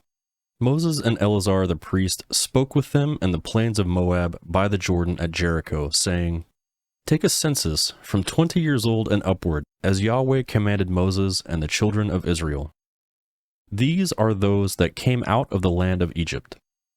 Reuben, the firstborn of Israel, the sons of Reuben, of Hanok, the family of the Hanokites, of Palu, the family of the Paluites, of Hezron, the family of the Hezronites, of Carmi, the family of the Armites. These are the families of the Reubenites, and those who were counted of them were 43,730. The sons of Palu, Eliab, the sons of Eliab, Nemel, Dathan, and Abiram. These are that Dathan and Abiram who were called by the congregation, who rebelled against Moses and against Aaron in the company of Korah when they rebelled against Yahweh. And the earth opened its mouth and swallowed them up together with Korah, when that company died.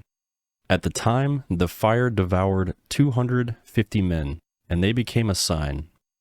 Notwithstanding, the sons of Korah didn't die. The sons of Simeah, after their families, of Namul, the family of the Namelites, of Jamin, the family of the Jamanites, of Jachin, the families of the Jachinites, of Zerah, the family of the Zerites, of Shaul, the family of the Shaulites. These are the families of the Simeonites, 22,200.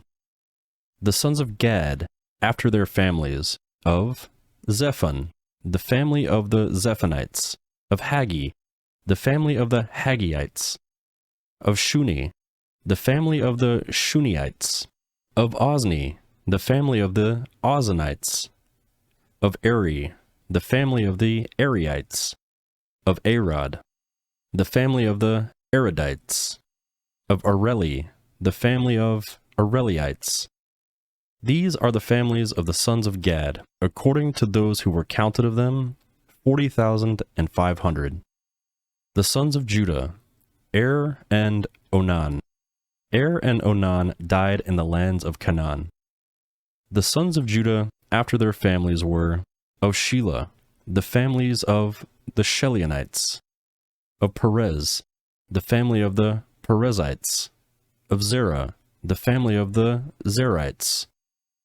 The sons of Perez were Hezron, the family of the Hezronites, of Hamul, the family of the Hamulites. These are the families of Judah, according to those who were counted of them, 76,500.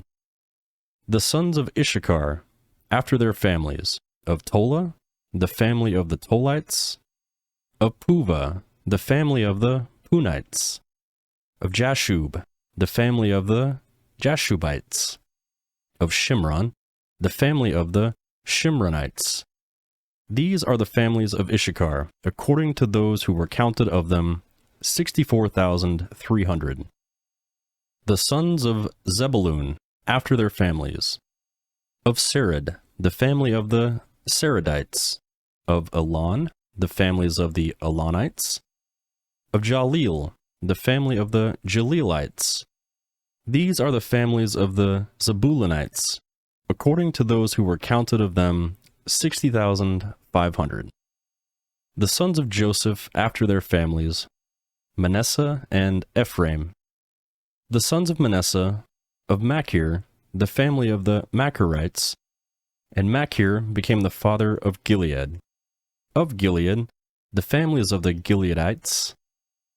These are the sons of Gilead. Of Izer, the family of the Izerites. Of Helek, the family of the Helekites. And Azriel, the family of the Azrielites. And Shechem, the family of the Shechemites. And Shemida, the family of the Shemidites. And Hepher, the family of the Hepherites. Zelophehad, the son of Hepher, had no sons but daughters, and the names of the daughters were Malah, Noah, Hoglah, Milcah, and Tirzah. These are the families of Manasseh. Those who were counted of them, 52,700. These are the sons of Ephraim, after their families. Of Shuthelah, the families of the Shuthelahites.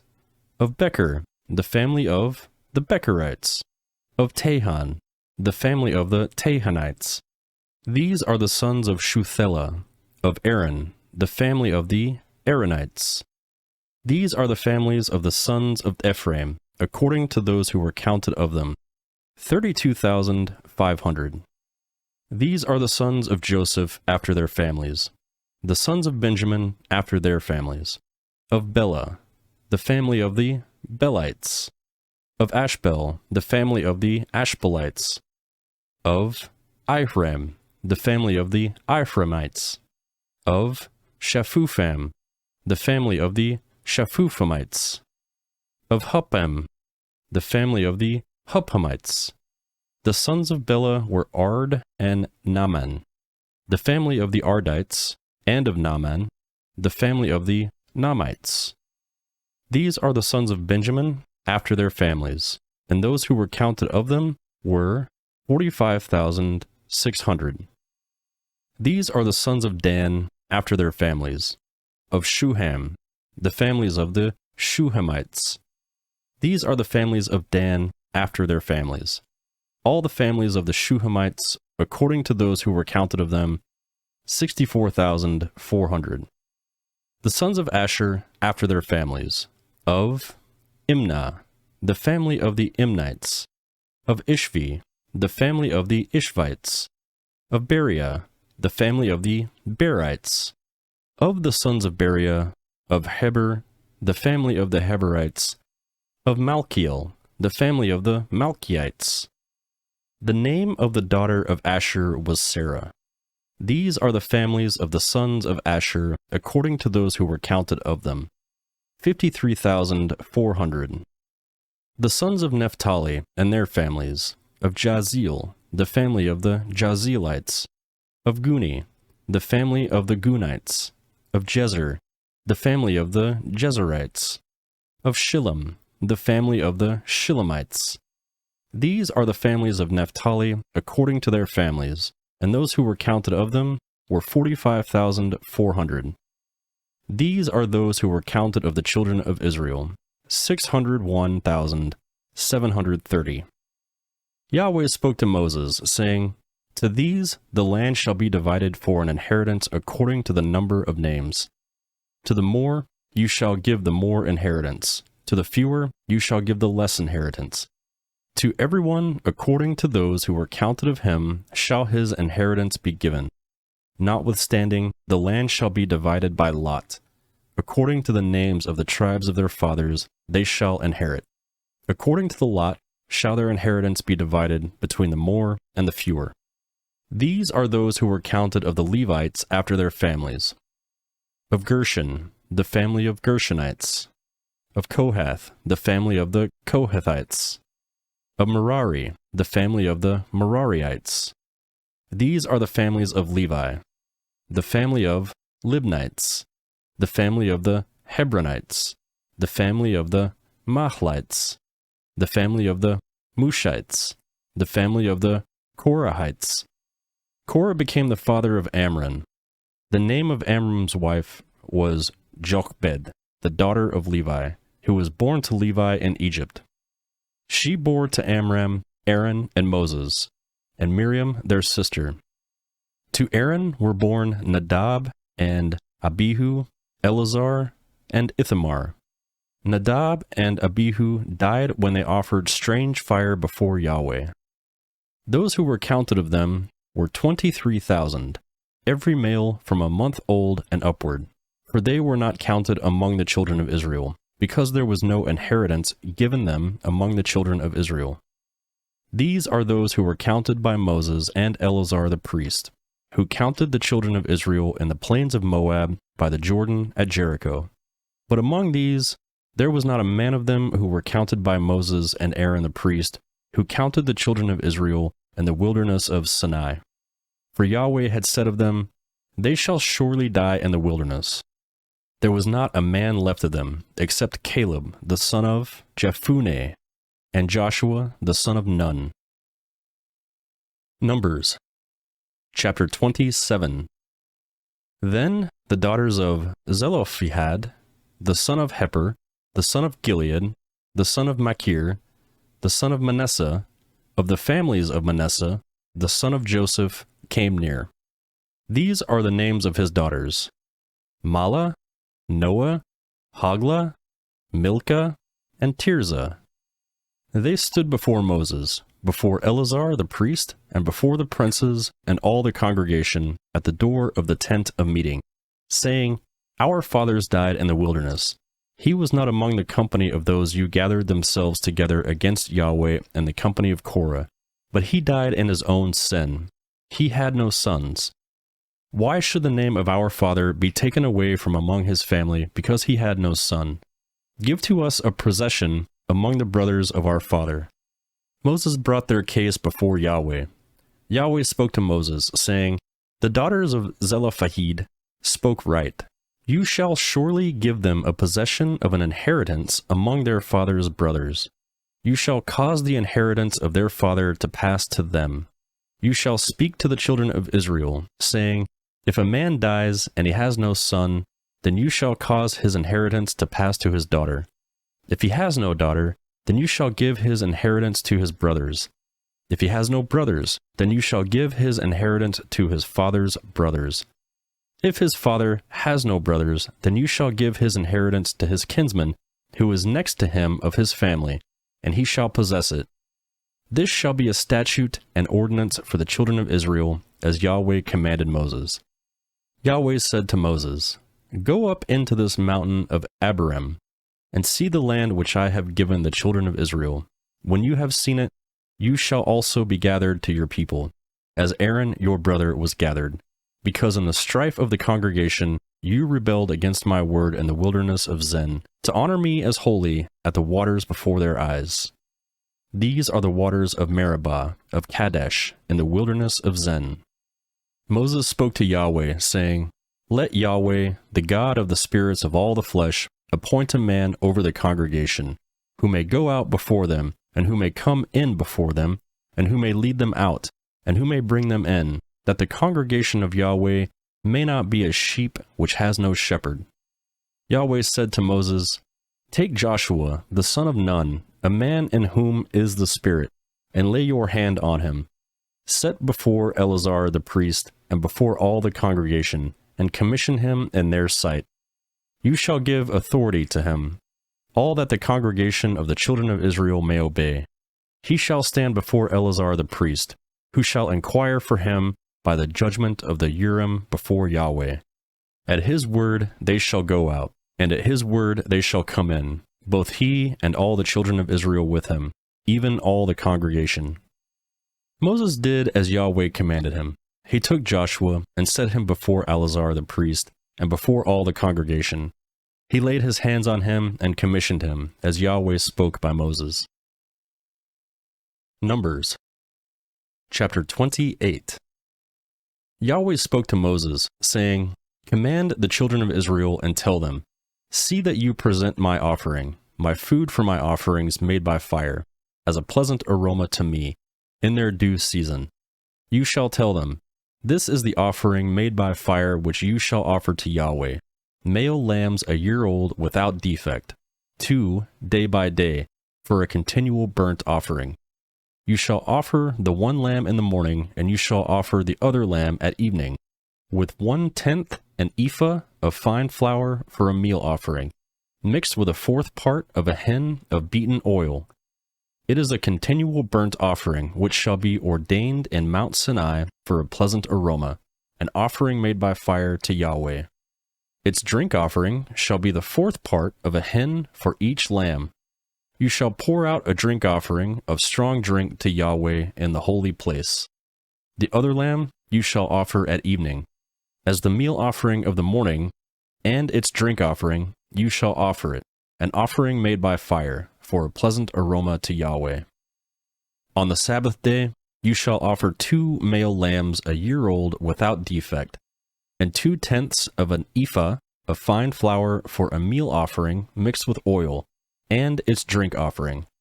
This is the burnt offering of every Sabbath, in addition to the continual burnt offering and its drink offering.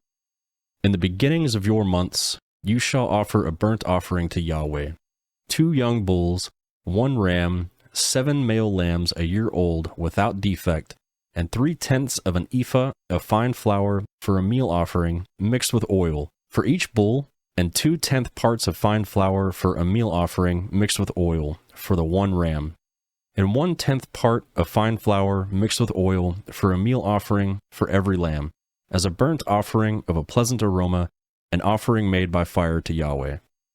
Their drink offerings shall be half a hin of wine for a bull, the 1/3 part of a hin for a ram, and the 4th part of a hin for a lamb.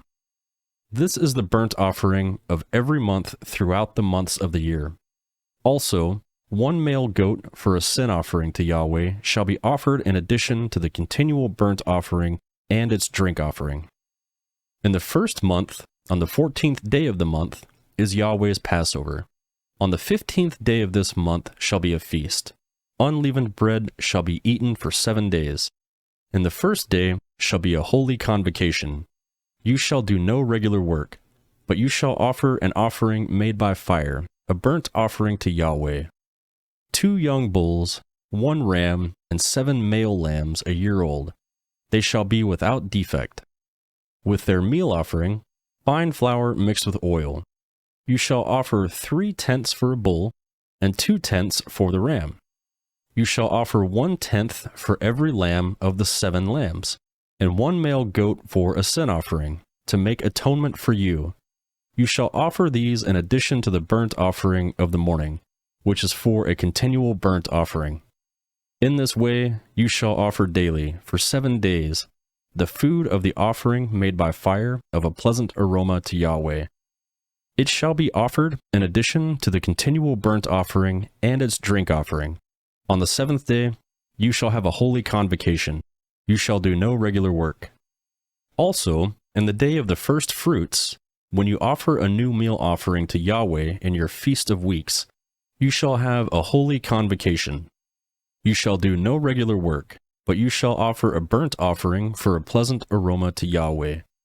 2 young bulls, 1 ram, 7 male lambs a year old, and their meal offering, fine flour mixed with oil, 3/10 for each bull, 2/10 for the 1 ram, 1/10 for every lamb of the 7 lambs, and 1 male goat, to make atonement for you. Besides the continual burnt offering and its meal offering, you shall offer them, and their drink offerings. See that they are without defect. Numbers Chapter 29. In the 7th month, on the 1st day of the month, you shall have a holy convocation.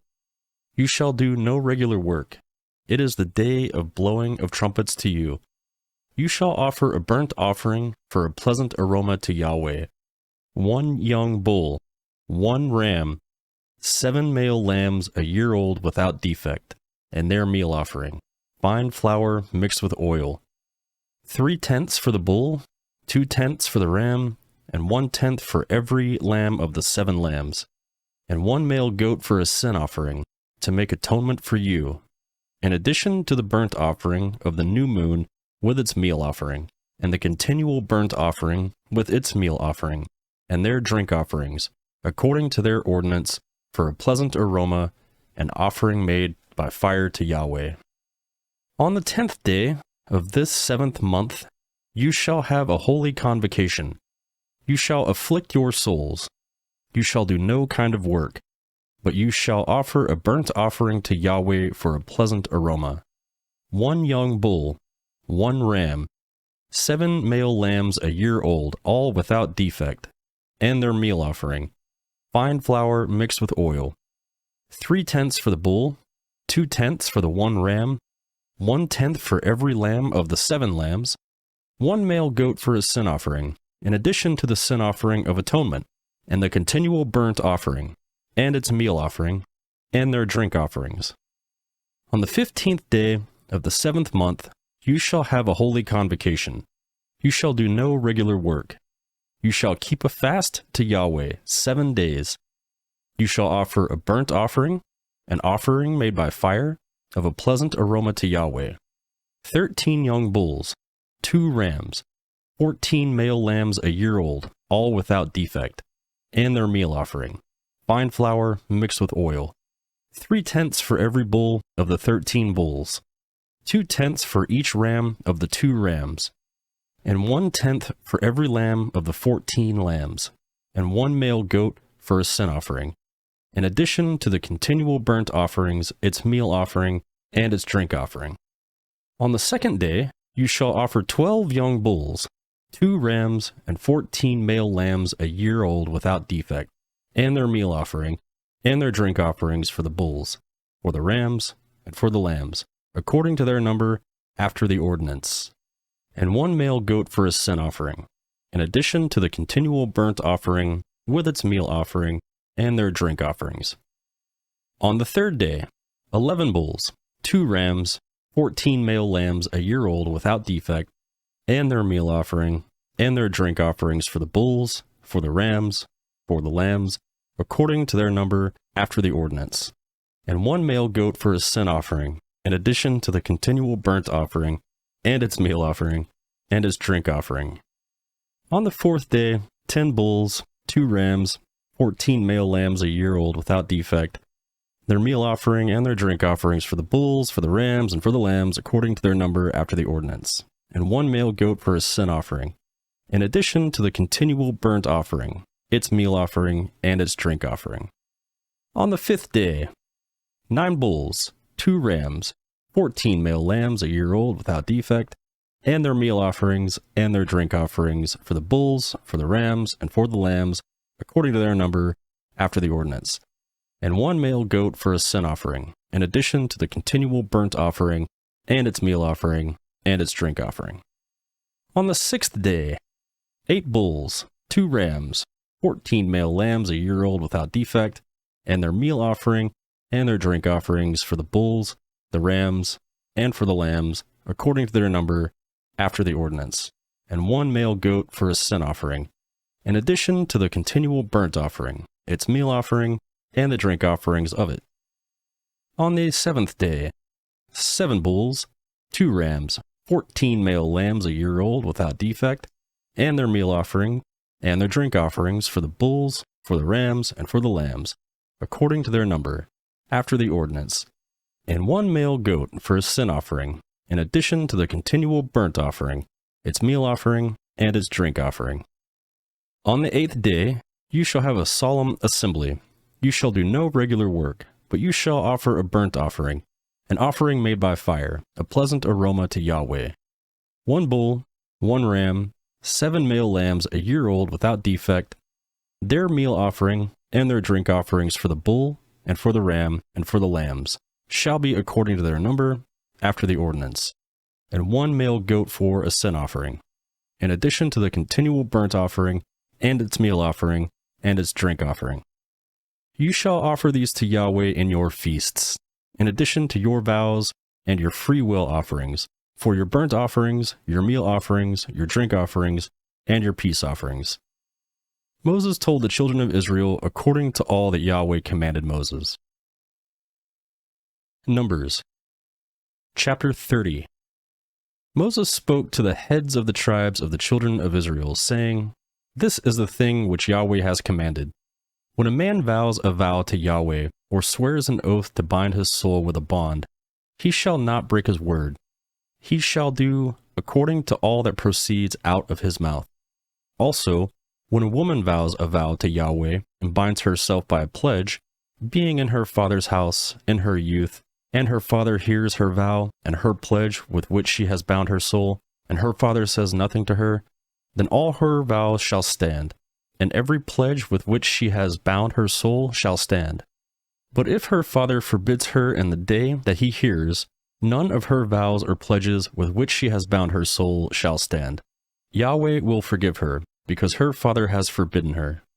If she has a husband, while her vows are on her, or the rash utterance of her lips with which she has bound her soul, and her husband hears it, and says nothing to her in the day that he hears it, then her vows shall stand, and her pledges with which she has bound her soul shall stand. But if her husband forbids her in the day that he hears it, Then he makes void her vow which is on her and the rash utterance of her lips, with which she has bound her soul. Yahweh will forgive her. But the vow of a widow, or of her who is divorced, everything with which she has bound her soul shall stand against her. If she vowed in her husband's house, or bound her soul by a bond with an oath, and her husband heard it, and has held his peace at her, and didn't disallow her, then all her words shall stand, and every pledge with which she bound her soul shall stand. But if her husband made them null and void in the day that he heard them, then whatever proceeded out of her lips concerning her vows, or concerning the bond of her soul, shall not stand. Her husband has made them void. Yahweh will forgive her. Every vow and every binding oath to afflict the soul, her husband may establish it, or her husband may make it void. But if her husband says nothing to her from day to day, then he establishes all her vows or all her pledges which are on her. He has established them, because he said nothing to her in the day that he heard them.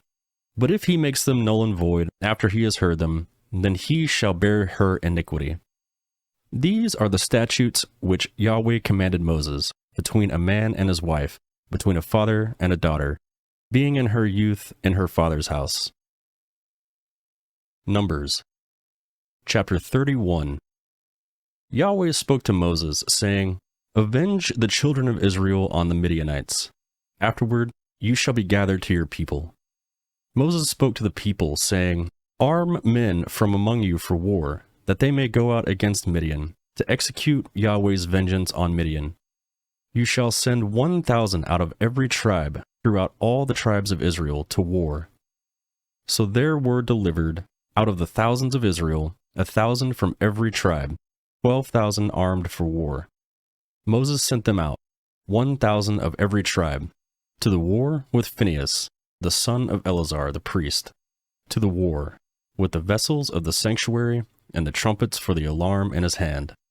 They fought against Midian, as Yahweh commanded Moses. They killed every male. They killed the kings of Midian, with the rest of their slain, Evi, Rechem, Zur, Hur, and Reba, the 5 kings of Midian. They also killed Balaam, the son of Beor, with the sword. The children of Israel took the woman of Midian captive with their little ones, and all their livestock, all their flocks, and all their goods, they took as plunder. All their cities, and the places in which they lived, and all their encampments they burned with fire. They took all the captives, and all the plunder, both of man and of animal. They brought the captives with the prey and the plunder to Moses, and to Eleazar the priest, and to the congregation of the children of Israel, to the camp at the plains of Moab, which are by the Jordan at Jericho. Moses and Eleazar the priest, with all the princes of the congregation, went out to meet them outside of the camp. Moses was angry with the officers of the army, the captains of thousands and the captains of hundreds, who came from the service of the war. Moses said to them, Have you saved all the women alive? Behold, these caused the children of Israel, through the counsel of Balaam, to commit trespass against Yahweh in the matter of Peor. And so the plague was among the congregation of Yahweh. Now, therefore, kill every male among the little ones, and kill every woman who has known man by lying with him. But all the girls who have not yet known man by lying with him, keep alive for yourselves. Encamp outside the camp for 7 days. Whoever has killed any person, and whoever has touched any slain, purify yourselves on the 3rd day, and on the 7th day, you and your captives. You shall purify every garment, and all that is made of skin, and all works of goat's hair, and all things made of wood. Eleazar the priest said to the man of war who went into the battle, This is the statute of the law which Yahweh has commanded Moses. However, the gold, and the silver, the bronze, the iron, the tin, and the lead, everything that may withstand the fire, you shall make to go through the fire, and it shall be clean. Nevertheless, it shall be purified with the water for impurity. All that doesn't withstand the fire, you shall make go through the water. You shall wash your clothes on the 7th day, and you shall be clean. Afterward, you shall come into the camp. Yahweh spoke to Moses, saying, Count the plunder that was taken, both of man and of animal, you and Eleazar the priest, and the heads of the fathers' households of the congregation, and divide the plunder into 2 parts. between the men skilled in war who went out to battle and all the congregation. Levy a tribute to Yahweh of the men of war who went out to battle, 1 soul of 500 of the persons, of the cattle, of the donkeys, and of the flocks. Take it from their half, and give it to Eleazar the priest, for Yahweh's wave offering. Of the children of Israel's half, you shall take 1 drawn out of every 50 of the persons, of the cattle, of the donkeys, and of the flocks, of all the livestock, and give them to the Levites who perform the duty of Yahweh's tabernacle. Moses and Eleazar the priest did as Yahweh commanded Moses. Now the plunder, over and above the booty which the men of war took, was 675,000 sheep, 72,000 head of cattle, 61,000 donkeys, and 32,000 persons in all, of the women who had not known men by lying with him. The half, which was the portion of those who went out to war, was in number 337,500 sheep, and Yahweh's tribute of the sheep was 675. The cattle were 36,000, of which Yahweh's tribute was 72. The donkeys were 30,500, of which Yahweh's tribute was 61. The persons were 16,000, of whom Yahweh's tribute was 32 persons. Moses gave the tribute, which was Yahweh's wave offering, to Eleazar the priest, as Yahweh commanded Moses. Of the children of Israel's half, which Moses divided off from the men who fought, now the congregation's half was 337,500 sheep, 36,000 head of cattle, 30,500 donkeys, and 16,000 persons. Even of the children of Israel's half, Moses took 1 drawn out of every 50, both of man and animal, and gave them to the Levites, who performed the duty of Yahweh's tabernacle, as Yahweh commanded Moses. The officers who were over the thousands of the army, the captains of thousands and the captains of hundreds, came near to Moses. They said to Moses, "Your servants have taken the sum of the men of war who were under our command, and there lacks not 1 man of us. We have brought Yahweh's offering, what every man found, gold ornaments, armlets, bracelets, signet rings, earrings, and necklaces, to make atonement for our souls before Yahweh." Moses and Eleazar the priest took their gold, even all worked jewels, all the gold of the wave offering that they offered up to Yahweh, of the captains of thousands and of the captains of hundreds, was 16,750 shekels. The men of war had taken booty, every man for himself. Moses and Eleazar the priest took the gold of the captains of thousands and of hundreds, and brought it into the tent of meeting for a memorial for the children of Israel before Yahweh. Numbers Chapter 32. Now the children of Reuben and the children of Gad had a very great multitude of livestock. They saw the land of Jazer and the land of Gilead. Behold, the place was a place for livestock. Then the children of Gad and the children of Reuben came and spoke to Moses and to Eleazar the priest, and to the princes of the congregation, saying, Atorah, Dibon, Jazer, Nimrah, Heshbon, Eliah, Sabam, Nebo, and Beon. The land which Yahweh struck before the congregation of Israel is a land for livestock, and your servants have livestock. They said, If we have found favor in your sight, let this land be given to your servants for possession. Don't bring us over the Jordan. Moses said to the children of Gad and to the children of Reuben, Shall your brothers go to war while you sit here? Why do you discourage the heart of the children of Israel from going over into the land which Yahweh has given them? Your fathers did so when I sent them for Kadesh Barnea to see the land. For when they went up to the valley of Eshcol and saw the land, they discouraged the heart of the children of Israel, that they should not go into the land which Yahweh had given them.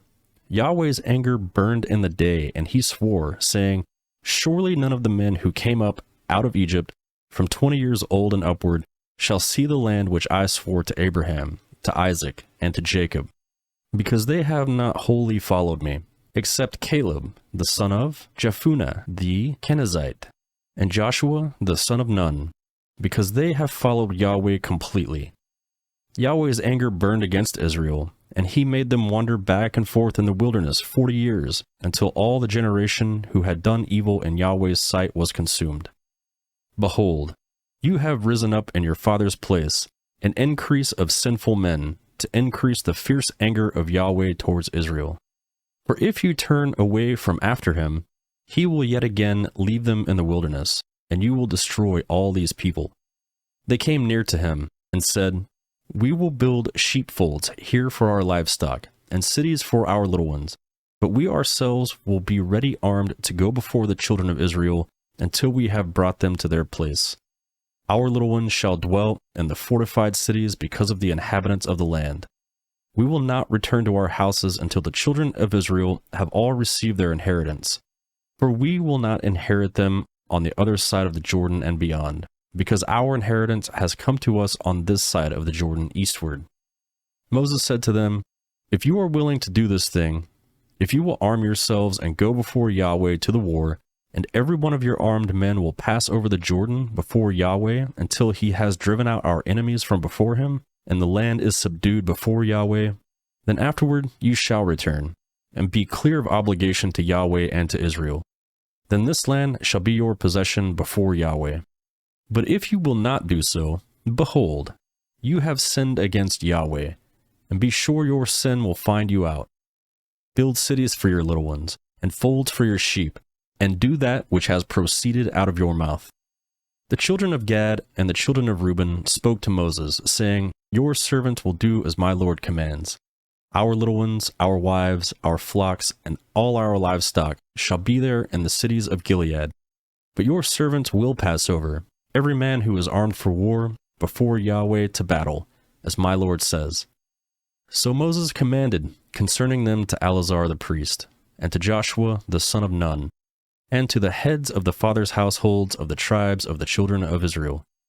Moses said to them, If the children of Gad and the children of Reuben will pass with you over the Jordan, every man who is armed to battle before Yahweh, and the land is subdued before you, then you shall give them the land of Gilead for a possession. But if they will not pass over with you armed, they shall have possessions among you in the land of Canaan. The children of Gad and the children of Reuben answered, saying, As Yahweh has said to your servants, so will we do. We will pass over armed before Yahweh into the land of Canaan, and the possession of our inheritance shall remain with us beyond the Jordan. Moses gave them, even to the children of Gad, and to the children of Reuben, and to the half-tribe of Manasseh, the son of Joseph, the kingdom of Sino, king of the Amorites, and the kingdom of Og, king of Bashan, the land according to its cities and borders, even the cities of the surrounding land. The children of Gad built Dibon, Ataroth, Aror, Atroth Sophan, Jazer, Jogbehah, Beth Nimrah, and Beth Haran, fortified cities and folds for sheep. The children of Reuben built Heshbon, Eliah, Kiriathaim, Nebo, and Baal Meon, their names being changed, and Sibmah. They gave other names to the cities which they built. The children of Machir, the son of Manasseh, went to Gilead, took it, and dispossessed the Amorites who were within. Moses gave Gilead to Machir, the son of Manasseh, and he lived therein. Jair, the son of Manasseh, went and took its villages, and called them Haveth Jair. Noba went and took Kenath and its villages, and called it Noba, after his own name. Numbers, chapter 33. These are the journeys of the children of Israel, when they went out of the land of Egypt, by their armies under the hand of Moses and Aaron. Moses wrote the starting points of their journeys by the commandment of Yahweh. These are their journeys according to their starting points. They traveled from Ramses in the first month, on the 15th day of the first month. On the next day after the Passover, the children of Israel went out with a high hand in the sight of all the Egyptians, while the Egyptians were burying all their firstborn, whom Yahweh had struck among them. Yahweh also executed judgments on their soul. The children of Israel traveled from Ramses and encamped in Sokoth. They traveled from Sokoth and encamped in Etham, which is in the edge of the wilderness. They traveled from Etham and turned back to Pi Hahiroth, which is before Baal Zephon, and they encamped before Migdol. They traveled from before Hahiroth and crossed through the middle of the sea into the wilderness. They went 3 days' journey in the wilderness of Etham and encamped in Marah. They traveled from Marah and came to Elim. In Elim there were 12 springs of water and 70 palm trees, and they encamped there. They traveled from Elim and encamped by the Red Sea. They traveled from the Red Sea and encamped in the wilderness of Sin. They traveled from the wilderness of Sin and encamped in Dophkah. They traveled from Dophkah and encamped in Alush. They traveled from Alush and encamped in Rephidim. There was no water for the people to drink. They traveled from Rephidim and encamped in the wilderness of Sinai. They traveled from the wilderness of Sinai and encamped in Kibroth Hattava. They traveled from Kibroth Hattava and encamped in Hazeroth. They traveled from Hazeroth and encamped in Rathmah. They traveled from Rathmah and encamped in Rimmon Perez. They traveled from Rimmon Perez and encamped in Libnah. They traveled from Libnah and encamped in Rissah. They traveled from Rissah and encamped in Kehelathah. They traveled from Kehelathah and encamped in Mount Sephir. They traveled from Mount Sephir and encamped in Haradah. They traveled from Haradah and encamped in Mechaloth. They traveled from Mechaloth and encamped in Tahath. They traveled from Tahath and encamped in Terah. They traveled from Terah and encamped in Mithkah. They traveled from Mithkah and encamped in Hashmonah. They traveled from Hashmonah and encamped in Moseroth. They traveled from Moseroth and encamped in Beni Jaakan. They traveled from Beni Jaakan and encamped in Hor Haggidgad. They traveled from Hor Haggidgad and encamped in Jotbatah. They traveled from Jotbatah and encamped in Abranah. They traveled from Abranah and encamped in Ezion Geber. They traveled from Ezion Geber and camped in Kadesh in the wilderness of Zin. They traveled from Kadesh and encamped in Mount Hor in the edge of the land of Edom. Aaron the priest went up into Mount Hor at the commandment of Yahweh and died there in the 40th year after the children of Israel had come out of the land of Egypt, in the 5th month on the 1st day of the month. Aaron was 123 years old when he died in Mount Hor.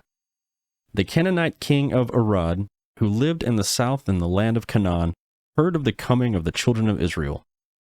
They traveled from Mount Hor and encamped in Zalmonah. They traveled from Zalmonah and encamped in Punan. They traveled from Punan and encamped in Oboth. They traveled from Oboth and encamped in Abram in the border of Moab. They traveled from Eam and encamped in Dibon Gad. They traveled from Dibon Gad and encamped in Almon Debalthaim. They traveled from Almon Debalthaim and encamped in the mountains of Abram before Nebo. They traveled from the mountains of Abram and encamped in the plains of Moab by the Jordan at Jericho. They encamped by Jordan from Beth Jeshimoth even to Abel Shittim in the plains of Moab. Yahweh spoke to Moses in the plains of Moab by the Jordan at Jericho, saying, "Speak to the children of Israel and tell them, when you pass over the Jordan into the land of Canaan, there you shall drive out all the inhabitants of the land from before you, destroy all their stone idols, destroy all their molten images, and demolish all their high places. You shall take possession of the land and dwell therein, for I have given the land to you to possess. You shall inherit the land by lot according to your families. To the larger groups you shall give a larger inheritance, and to the smaller you shall give a smaller inheritance. Wherever the lots fall to any man, that shall be his. You shall inherit according to the tribes of your fathers. But if you do not drive out the inhabitants of the land before you, then those you let remain of them will be like pricks in your eyes and thorns in your sides. They will harass you in the land in which you dwell. It shall happen that as I thought to do to them, so I will do to you. Numbers chapter 34. Yahweh spoke to Moses, saying, Command the children of Israel and tell them, when you come into the land of Canaan, this is the land that shall fall to you for an inheritance, even the land of Canaan, according to its borders. Then your south quarter shall be from the wilderness of Zin along by the side of Edom, and your south border shall be from the end of the salt sea eastward. Your border shall turn about southward at the ascent of Akrabim, and pass along to Zin, and it shall pass southward out of Kadesh Barnea. It shall go south from there to Hazar Adar, and pass along to Asmon. The border shall turn about from Asmon to the brook of Egypt, and it shall end at the sea. For the western border, you shall have the great sea and its border. This shall be your west border. This shall be your north border. From the great sea you shall mark out for yourselves Mount Hor. From Mount Hor you shall mark out to the entrance of Hamath. At the border shall pass by Zedad. Then the border shall go into Ziphron, and it shall end at Hazar Enan. This shall be your north border. You shall mark out your east border from Hazar Enan to Shephem. The border shall go down to the sea of Chinnereth, eastward. The border shall go down to the Jordan, and end at the salt sea. This shall be your land according to its borders around it. Moses commanded the children of Israel, saying, This is the land which you shall inherit by lot, which Yahweh has commanded to give of the 9 tribes, and to the half-tribe, for the tribe of that of children of Reuben, according to their father's house, the tribe of the children of Gad, according to their father's house, and the half-tribe of Manasseh, which have received their inheritance. The 2 tribes and the half-tribe will receive their inheritance beyond the Jordan at Jericho eastward, towards the sunrise. Yahweh spoke to Moses, saying, These are the names of the men who shall divide the land to you for your inheritance: Eleazar the priest, and Joshua the son of Nun. You shall take 1 prince of every tribe to divide the land for inheritance. These are the names of the men: 1 of the tribe of Judah, Caleb the son of Jephunneh; 1 of the tribe of Simeon, Shemuel the son of Ammihud; of the tribe of Benjamin, Elidad the son of Chislon; of the tribe of the children of Dan, a prince, Buki the son of Jogli; of the children of Joseph, of the tribe of the children of Manasseh, a prince, Hanuel the son of Ephod; the tribe of the children of Ephraim, a prince, Kemuel the son of Shipthan; of the tribe of the children of Zebulun, a prince, Elizaphan the son of Parnak; of the tribe of the children of Issachar, a prince, Paltiel the son of Asnan; of the tribe of the children of Asher, a prince, Ahihud the son of Shelomi; of the tribe of the children of Naphtali, a prince, Pedahel the son of Ammihud. These are they whom Yahweh commanded to divide the inheritance to the children of Israel in the land of Canaan. Numbers chapter 35. Yahweh spoke to Moses in the plains of Moab, by the Jordan at Jericho, saying, Command the children of Israel to give to the Levites cities to dwell in out of their inheritance. You shall give pasture lands for the cities around them to the Levites. They shall have the cities to dwell in. Their pasture lands shall be for their livestock, and for their possessions, and for all their animals. The pasture lands of the cities, which you shall give to the Levites, shall be from the wall of the city and outward 1,000 cubits around it.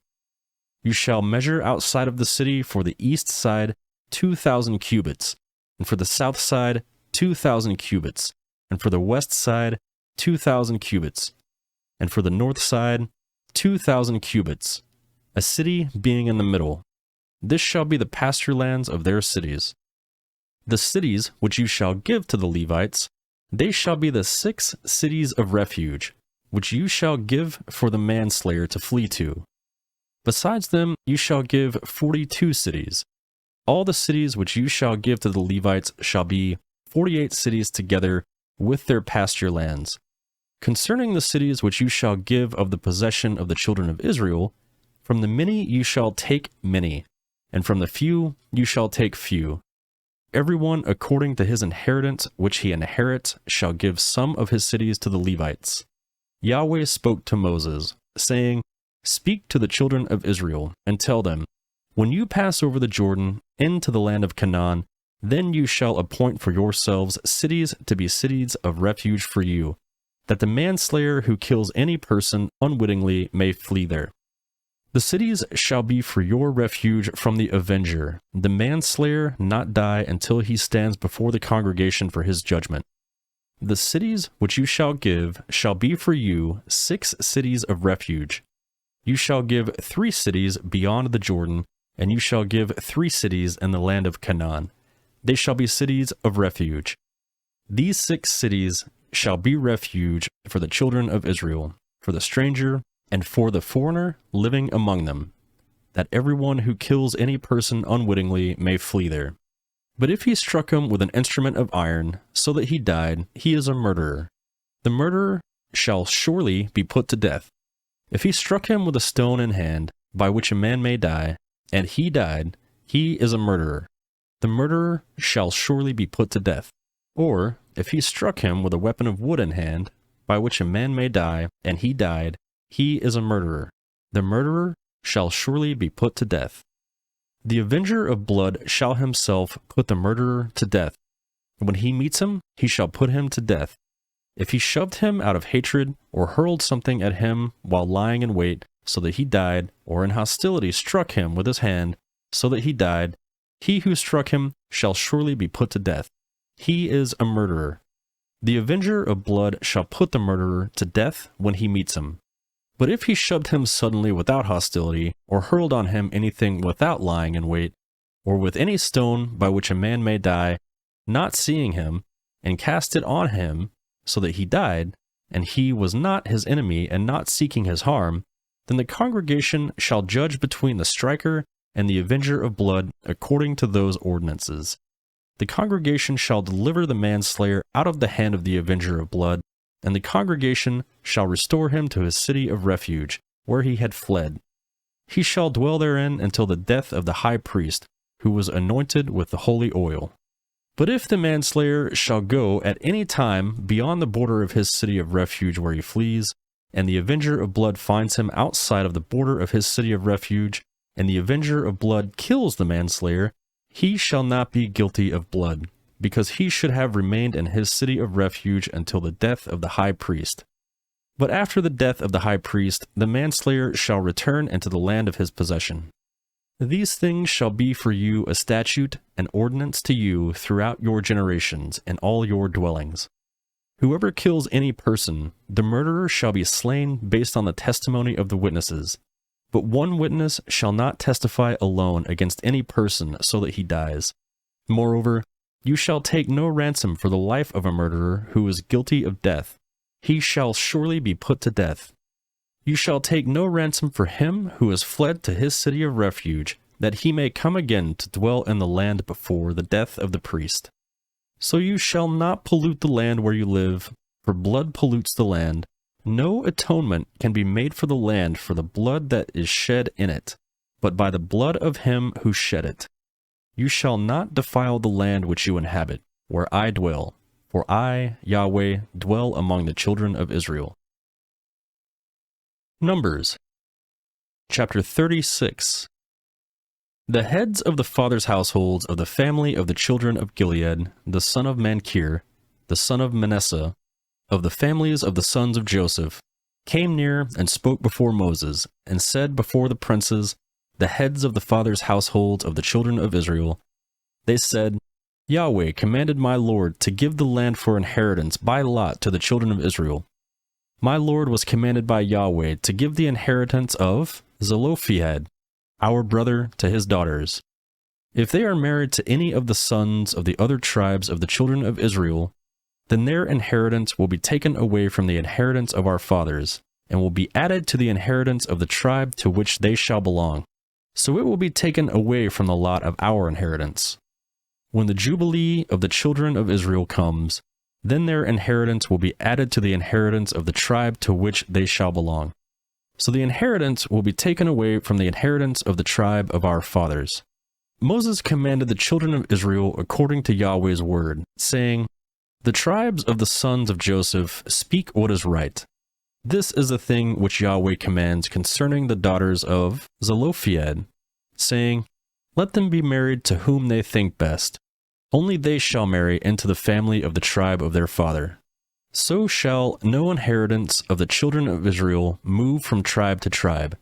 For the children of Israel shall keep all the inheritance of the tribe of his fathers. Every daughter who possesses an inheritance in any tribe of the children of Israel shall be wife to one of the family of the tribe of her father, that the children of Israel may each possess the inheritance of their fathers. So shall no inheritance move from one tribe to another, for the tribes of the children of Israel shall each keep his own inheritance."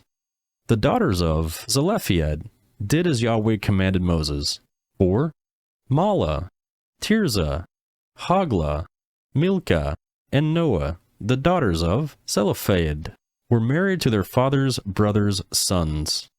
They were married into the families of the sons of Manasseh, the son of Joseph. Their inheritance remained in the tribe of the family of their father.